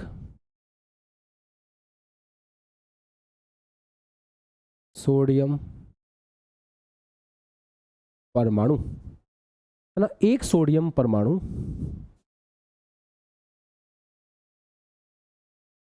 का द्रव्यमान। क्या इसमें कुछ गलत है या सबको बढ़िया समझ में आ गया है? सर कोई दिक्कत नहीं, एकदम शानदार है, बढ़िया मस्त। अच्छा, ये एटॉमिक मास हो गया इसका, इसको क्या बोलेंगे? इसको इसका एटॉमिक मास बोलेंगे। अच्छा, रिलेटिव एटॉमिक मास बताओ कैसे लिखोगे? ये क्या होता है? सर देखो, वैसे फॉर्मूला लगाने की हमको कोई ज़रूरत नहीं है।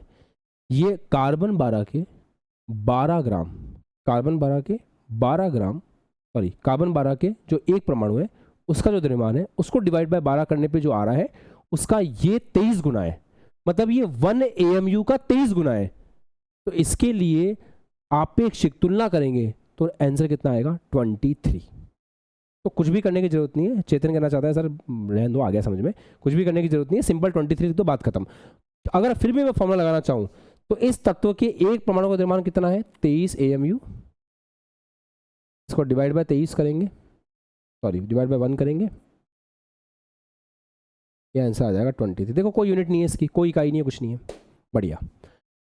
अब मैं कह रहा हूं मुझे 1 मोल सोडियम का द्रव्यमान चाहिए, क्योंकि 1 मोल सोडियम का द्रव्यमान ही ग्राम एटॉमिक द्रव्यमान या फिर मोलर द्रव्यमान होता है। तो मेरा बच्चा ये बोलेगा कि सर देखो 1 मोल सोडियम के द्रव्यमान का मतलब होता है 1 मोल सोडियम में कितने परमाणु हैं उनका द्रव्यमान आपको कैलकुलेट करना पड़ेगा। तो 1 मोल सोडियम के द्रव्यमान का मतलब है 1 मोल में उपस्थित सोडियम परमाणुओं का ग्राम में द्रव्यमान।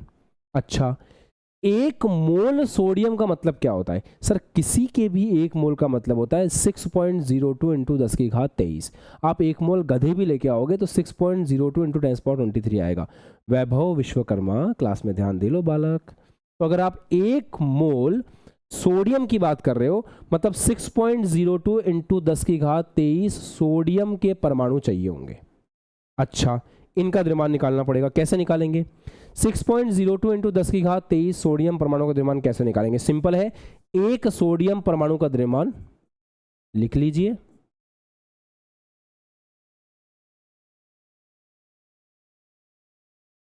और उसको गुणा कर दीजिए इससे, इस अवोगाद्रो संख्या से, इस नंबर से। अच्छा एक सोडियम परमाणु का द्रव्यमान कितना है सर, मन कह रहा है चीख चीख के कि 23 AMU लिख दो, यहां पे आ गया 23 AMU इंटू 6.02 इंटू 10⁻23। सर ये तो ग्राम में आया ही नहीं, ये तो AMU में है। अच्छा ग्राम में लिखना है, कोई बात नहीं, 1 AMU बराबर कितना होता है 1.66 इंटू 10⁻24 ग्राम, तो ग्राम में लिख देंगे इसको। तो 23 इंटू 1.66 इंटू 10⁻24 इंटू 6.02 इंटू 10 की घात 23। अरे वाह मजा आ गया। ये क्या है, ये ग्राम में है, और किसके लिए लिख रहे हैं 1 मोल के लिए, तो यूनिट क्या हो जाएगी ग्राम पर मोल। ये पर मोल समझते हो ना, ग्राम पर मोल, 1 मोल के लिए बात कर रहे हैं। अच्छा ये वैल्यू कितनी आ रही है सर, ये तो 1 के बराबर है, हाँ सही कह रहे हो, ये आ गया 23 ग्राम पर मोल। अच्छा कोई आपसे पूछे सल्फर का एटॉमिक मास बताओ, आप बोलोगे 23 AMU, इसका मतलब क्या है, एक सल्फर परमाणु का द्रव्यमान। फिर से लिख रहा हूं, मुझे लिखने में बिल्कुल भी आलस नहीं आता, और मैं हर चीज बोर्ड पे ऐसे ही लिखता हूं, हमेशा अपने हाथ से खाली बोर्ड लेके आता हूं, भरा हुआ बोर्ड छोड़ के जाता हूं, तो लिखने में कभी आलस नहीं करना। 23 AMU ये क्या चीज है, यह है एक सल्फर परमाणु का द्रव्यमान, और ये क्या है, ये क्या है तुलना, आपेक्षिक, तो आपेक्षिक में ये है 32, केवल केवल 23 आपेक्षिक है, AMU हट जाएगा। ये क्या है, ये है 1 मोल, मैंने सल्फर लिख दिया जबकि अपन सोडियम पढ़ रहे हैं, ठीक है, 1 मोल सोडियम परमाणु का द्रव्यमान है ये है 1 मोल सोडियम परमाणुओं का द्रव्यमान, या 1 मोल सोडियम भी चलेगा, कोई दिक्कत नहीं है, वो तो हमारी अंडरस्टैंडिंग है ना कि हम ये समझते हैं कि 1 मोल सोडियम का मतलब होता है 6.02 इंटू 10⁻23 सोडियम परमाणु का द्रव्यमान। अच्छा ये कितना है 23 ग्राम पर मोल। अब हम वो बच्चे नहीं हैं जो इस बात को नहीं समझ सकते कि यहाँ से AMU इधर हटा क्यों और ये ग्राम पर मोल आया क्यों, ये हमें पता है। अब आप जल्दी से, आपके पास कमेंट सेक्शन है, उसमें आप लिख सकते हैं #मक्खन। मक्खन का मतलब होता है आपको बढ़िया समझ में आ गया है। आई होप अब कोई डाउट नहीं रहना चाहिए, अब काफ़ी हद तक चीज़ें क्लियर हो गई होंगी। एक बार फिर भी आपसे पूछ लेंगे एक सवाल और करने के बाद, लिख लो इसको अच्छे से, कुछ भी मिस नहीं करना है। गुना वाली चीज समझ में नहीं आई, कोई दिक्कत नहीं है। 6.02 इंटू 10⁻23 सोडियम परमाणु का द्रव्यमान चाहिए। एक सोडियम परमाणु का द्रव्यमान जितना है उसको इससे गुणा कर दो, इतनों का निकल के आ जाएगा। इतने परमाणुओं का चाहिए ना, तो एक पेन की कीमत पता है तो इतनों की कीमत निकाल लो, तो एक का पता है इतनों का निकाल लो। 23, एक का 23 होता है, ये रहा। अच्छा AMU, 1 AMU किसके बराबर है, इतने ग्राम के बराबर। तो 23 AMU कितने के बराबर होगा, इसको ग्राम से मल्टीप्लाई कर दो, दोनों मल्टीप्लाई हो गए। बस बचपन में करते नहीं थे अपन गुणा भाग वाले सवाल, बस वैसे ही है। नॉट अ बिग डील बालक, लिख लो।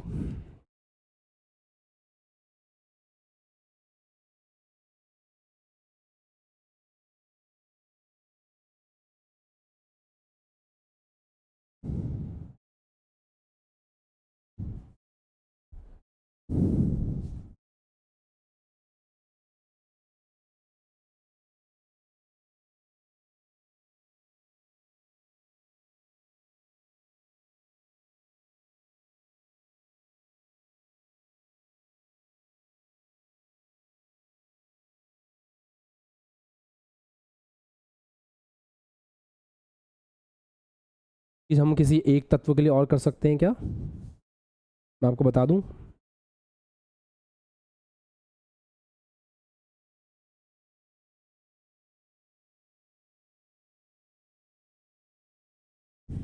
लिख लो पहले आराम से इसको।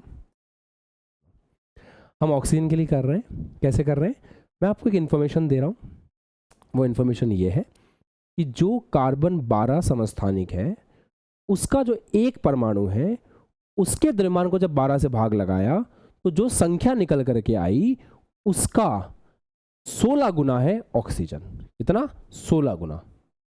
अब इस इंफॉर्मेशन से आप खुद अपनी कॉपी पेन उठाइए और ये सब लिखिए शांति से एक बार। मैंने आपको इतनी सी इंफॉर्मेशन दी है और अभी मैं चेक करूंगा आपने अपनी कॉपी में कहां कहां कैसे कैसे लिखा है, तो ईमानदारी से लिख लीजिएगा, ठीक है। गलत सही कोई दिक्कत नहीं है, मैं बहुत ही फ्रैंक टीचर हूँ, ये बात ध्यान रखना। You can share anything with me but at the same time मेहनत भी करनी है, नहीं तो अदरवाइज मैं उतना ही स्ट्रिक्ट भी हूँ। कर लो आप आराम से, कॉपी चेक करेंगे सीधी।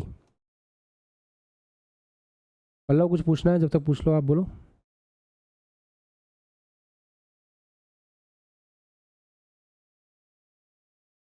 हाँ वो बस मैथ्स की भी चल रही है, मैं 12th की चल रही होगी ना। हाँ तो आपको थोड़ा सा रीस्टार्ट वाले बच्चों को थोड़ी सी दिक्कत रहेगी, थोड़ा टाइम मैनेज करके चल लो। कुछ क्लास को रिकॉर्डेड देख लो, कुछ को लाइव देख लो, ऐसे कर लो।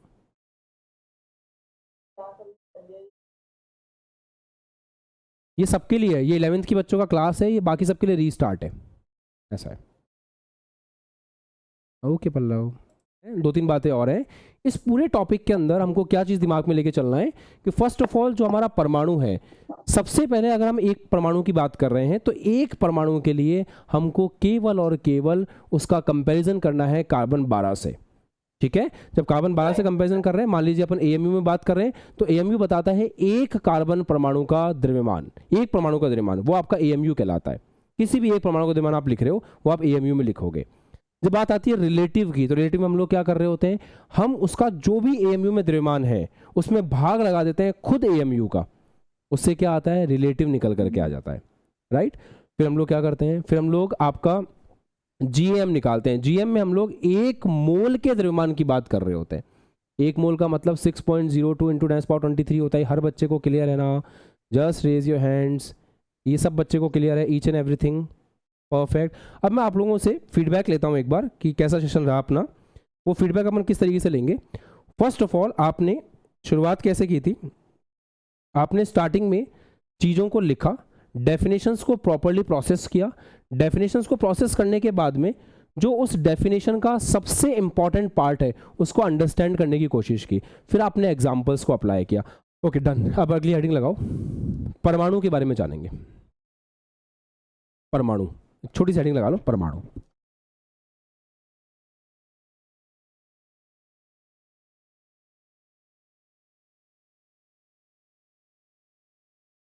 देखो बेटा,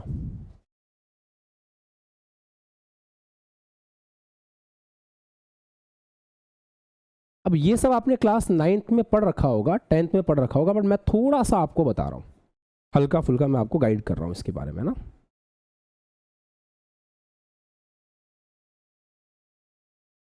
परमाणु के बारे में जो जो बातें हमें पता होनी चाहिए, सबसे पहली चीज, एक परमाणु में 3 लोग होते हैं, प्रोटॉन,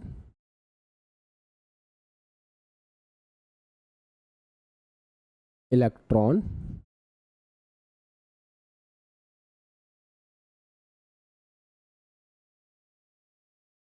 एवं न्यूट्रॉन। हालांकि चैप्टर नंबर 2 में बहुत विस्तार से पढ़ना है, बट यहां कुछ बताना जरूरी है।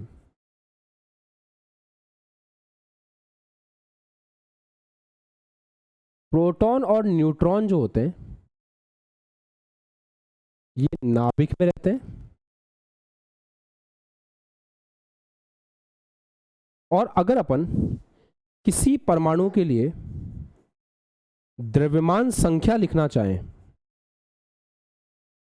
जिसको कैपिटल ए कहते हैं, तो वो होता है प्रोटॉनों की संख्या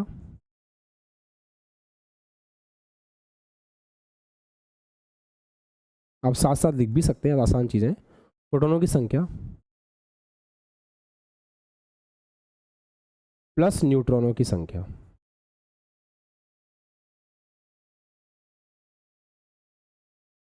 ओके,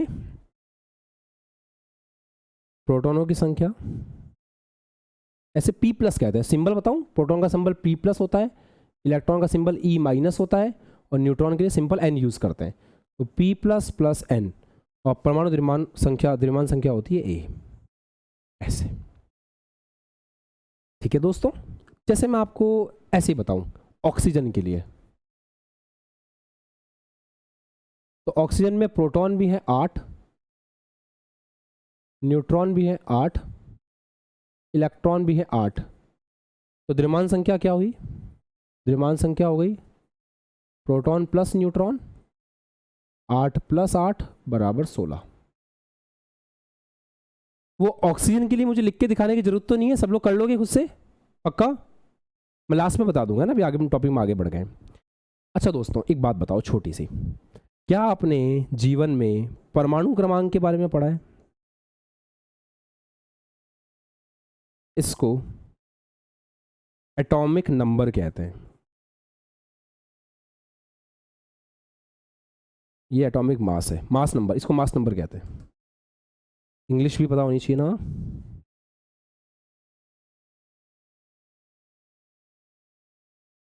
इसको मास नंबर कहते हैं। अच्छा, परमाणु क्रमांक बताओ एक बार, परमाणु क्रमांक क्या चीज होती है? सोचो, ध्यान देंगे। क्या आपने बचपन में ही पढ़ा है कि परमाणु क्रमांक प्रोटॉनों की संख्या के बराबर होता है, और प्रोटॉनों की संख्या इलेक्ट्रॉनों की संख्या के बराबर होती है? तो परमाणु क्रमांक इलेक्ट्रॉनों की संख्या के बराबर होता है ना, Z। ये आपने पढ़ा होगा। तो इसके हिसाब से Z कितना हो गया? इलेक्ट्रॉनों की संख्या 8 है, प्रोटॉन की संख्या 8 है, तो Z भी कितना हो गया? 8 हो गया, है ना? सबको आता है ये? परमाणु क्रमांक इलेक्ट्रॉनों की संख्या के बराबर होता है। हाथ ऊपर करेंगे, कितने बच्चों को ये बात पता है? हाँ, वेरी गुड, बहुत अच्छे। गलत है।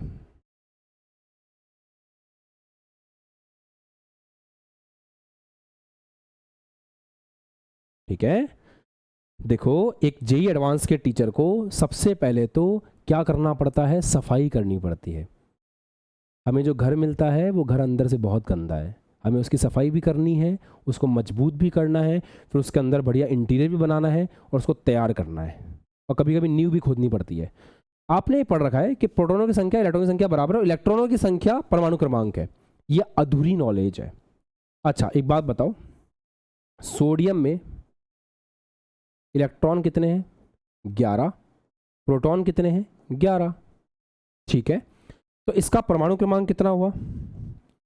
प्रोटॉनों की संख्या के हिसाब से 11, इलेक्ट्रॉनों की संख्या के हिसाब से भी 11।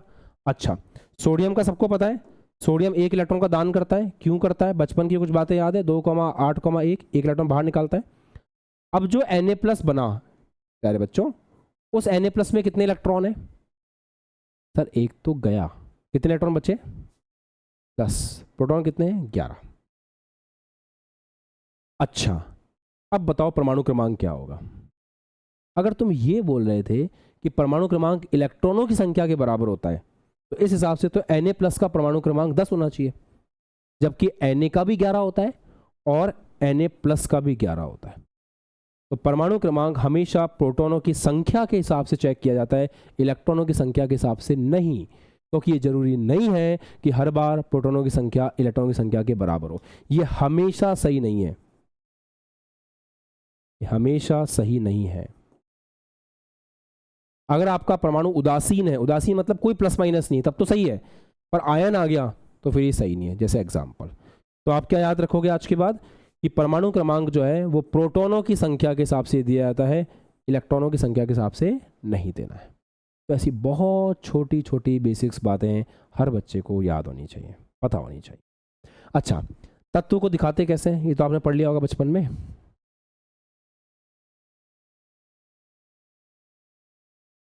तत्व का प्रतीक कैसा होता है?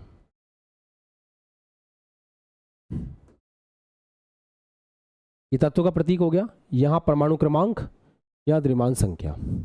जैसे ऑक्सीजन का दिखाना है तो ऑक्सीजन का परमाणु क्रमांक कितना है? 8, द्रव्यमान संख्या कितनी है? 16। ऐसे दिखाया जाता है। अब कल थोड़ा बहुत डिस्कशन इसके ऊपर भी करेंगे। चलिए, वो आपका ऑक्सीजन वाला काम खत्म कर लें।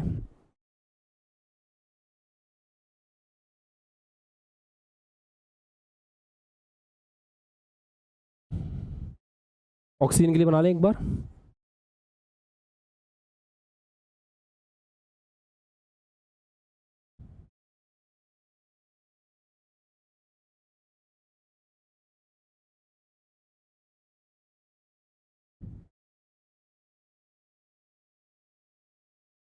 अच्छा देखो, चेक कर लेना आपने कैसे किया है। अगर आप ऑक्सीजन के लिए कर रहे हो तो बेटा ऑक्सीजन के एक परमाणु का द्रव्यमान है 16 AMU, है ना, ये एक परमाणु का द्रव्यमान है। अगर उसका अपन रिलेटिव देखेंगे तो 16 AMU अपॉन 1 AMU, ये कट गया, आ गया 16, मतलब 16 गुना भारी है वो कार्बन के एक परमाणु के, C12 के एक परमाणु के द्रव्यमान डिवाइड बाय 12 का जो वैल्यू आ रहा है उससे वो 16 गुना भारी है, ऐसे आप बोल सकते हो। अच्छा, इसमें 1 मोल ऑक्सीजन का द्रव्यमान चाहिए, तो 1 मोल में उपस्थित ऑक्सीजन परमाणुओं का ग्राम में द्रव्यमान चाहिए, मतलब इतने ऑक्सीजन परमाणु का द्रव्यमान चाहिए। तो इतने ऑक्सीजन परमाणु का द्रव्यमान कैसे आएगा? एक ऑक्सीजन परमाणु का द्रव्यमान को 1 मोल में उपस्थित 6.02 × 10⁻23 से गुणा करना पड़ेगा। अच्छा, एक ऑक्सीजन परमाणु का द्रव्यमान कितना है? 16। ये ऑक्सीजन है, इसको 10 में समझ लेना, 16 AMU, 16 को गुणा करना पड़ेगा, वो चीज़ हट जाएगी और आंसर आ जाएगा 16 ग्राम पर मोल। तो ऑक्सीजन का अगर आपको एटॉमिक द्रव्यमान लिखना है, एटॉमिक मास लिखना है, तो वो है 16 AMU, ये एक परमाणु का द्रव्यमान। आपको उसका आपेक्षिक चाहिए तो सिंपल 16 है, और अगर आपको 1 मोल का चाहिए तो 16 ग्राम पर मोल है, ऐसा है। ठीक है, अब ध्यान से जब आप देखोगे ना तो थोड़ा बहुत कनेक्शन जो है, एक छोटा सा कनेक्शन और है जो मैं कल समझाऊंगा बाद में आपको, अभी ज़्यादा वो नहीं करता हूँ। आज जो पढ़ा है उतना दिमाग में रखना, उतना अच्छे से रिवाइज करना और उसको दिमाग में बिठा के रखना। कल से फिजिक्स भी स्टार्ट हो जाएगी, बायो भी स्टार्ट हो जाएगी। आज बच्चे ऐड नहीं हुए हैं बहुत सारे, तो आप आज इतना रिवीजन करेंगे, इसको अच्छे से पढ़ेंगे और रिवाइज करेंगे। एक चीज़ मेक श्योर करें कि जब भी मेरी क्लास में आ रहे हैं फुल अटेंटिव होके आ रहे हैं, आपकी बैक स्ट्रेट होनी चाहिए। कुछ बच्चों को मैं देख पा रहा हूँ कि एकदम झुक के पढ़ाई कर रहे हैं, नहीं, स्पाइन मस्ट बी स्ट्रेट। यहाँ जो कंटेंट मिलेगा वो मिलेगा बहुत शानदार, यहाँ जो कंटेंट मिलेगा वो मिलेगा प्योर लॉजिकल, यहाँ जो कंटेंट मिलेगा वो मिलेगा बेसिक से एडवांस लेवल तक का। बस आपको उसके लिए तैयार रहना है। आप बहुत सही जगह पे हैं, जो कंटेंट मिलेगा वो क्वांटल लेक्चर्स के थ्रू मिलेगा। यू हैव सीन, मैंने आपसे फीडबैक लिया है। अब कोशिश करनी है कि मैक्सिमम क्वांटल लेक्चर में आना है। बस आपको अपनी घर में एक जगह चाहिए जहाँ आप बैठ के शांति से पढ़ सकें। आपको एक जगह चाहिए जहाँ पे आप बढ़िया से बैठें, आपका इंटरनेट अच्छा आ रहा हो, पॉसिबल हो तो वाईफाई लगा लें या फिर लाइब्रेरी ज्वाइन कर लें। 2 साल के लिए अपने आप को एक अच्छे से कमरे में बंद कर लो और मेहनत करो। 2 साल बाद जब तुम बाहर निकलोगे तो लोग तुम्हारे लिए तालियां बजा रहे होंगे, लोग तुम्हें कंधे पे उठा रहे होंगे, है ना। बस ये तुम्हें उसके लिए 2 साल सेक्रीफाइस तो करना पड़ेगा, क्योंकि आप लोगों ने चुना है ना, ये आप लोग मन से पढ़ रहे हो ना, आपको मज़ा आ रहा है ना पढ़ने में, बस उस चीज़ को फॉलो करना है। ठीक है, चलो बाय बाय। और उम्मीद करता हूँ कि लेक्चर पसंद आया होगा और अच्छा लगा होगा। नमस्ते।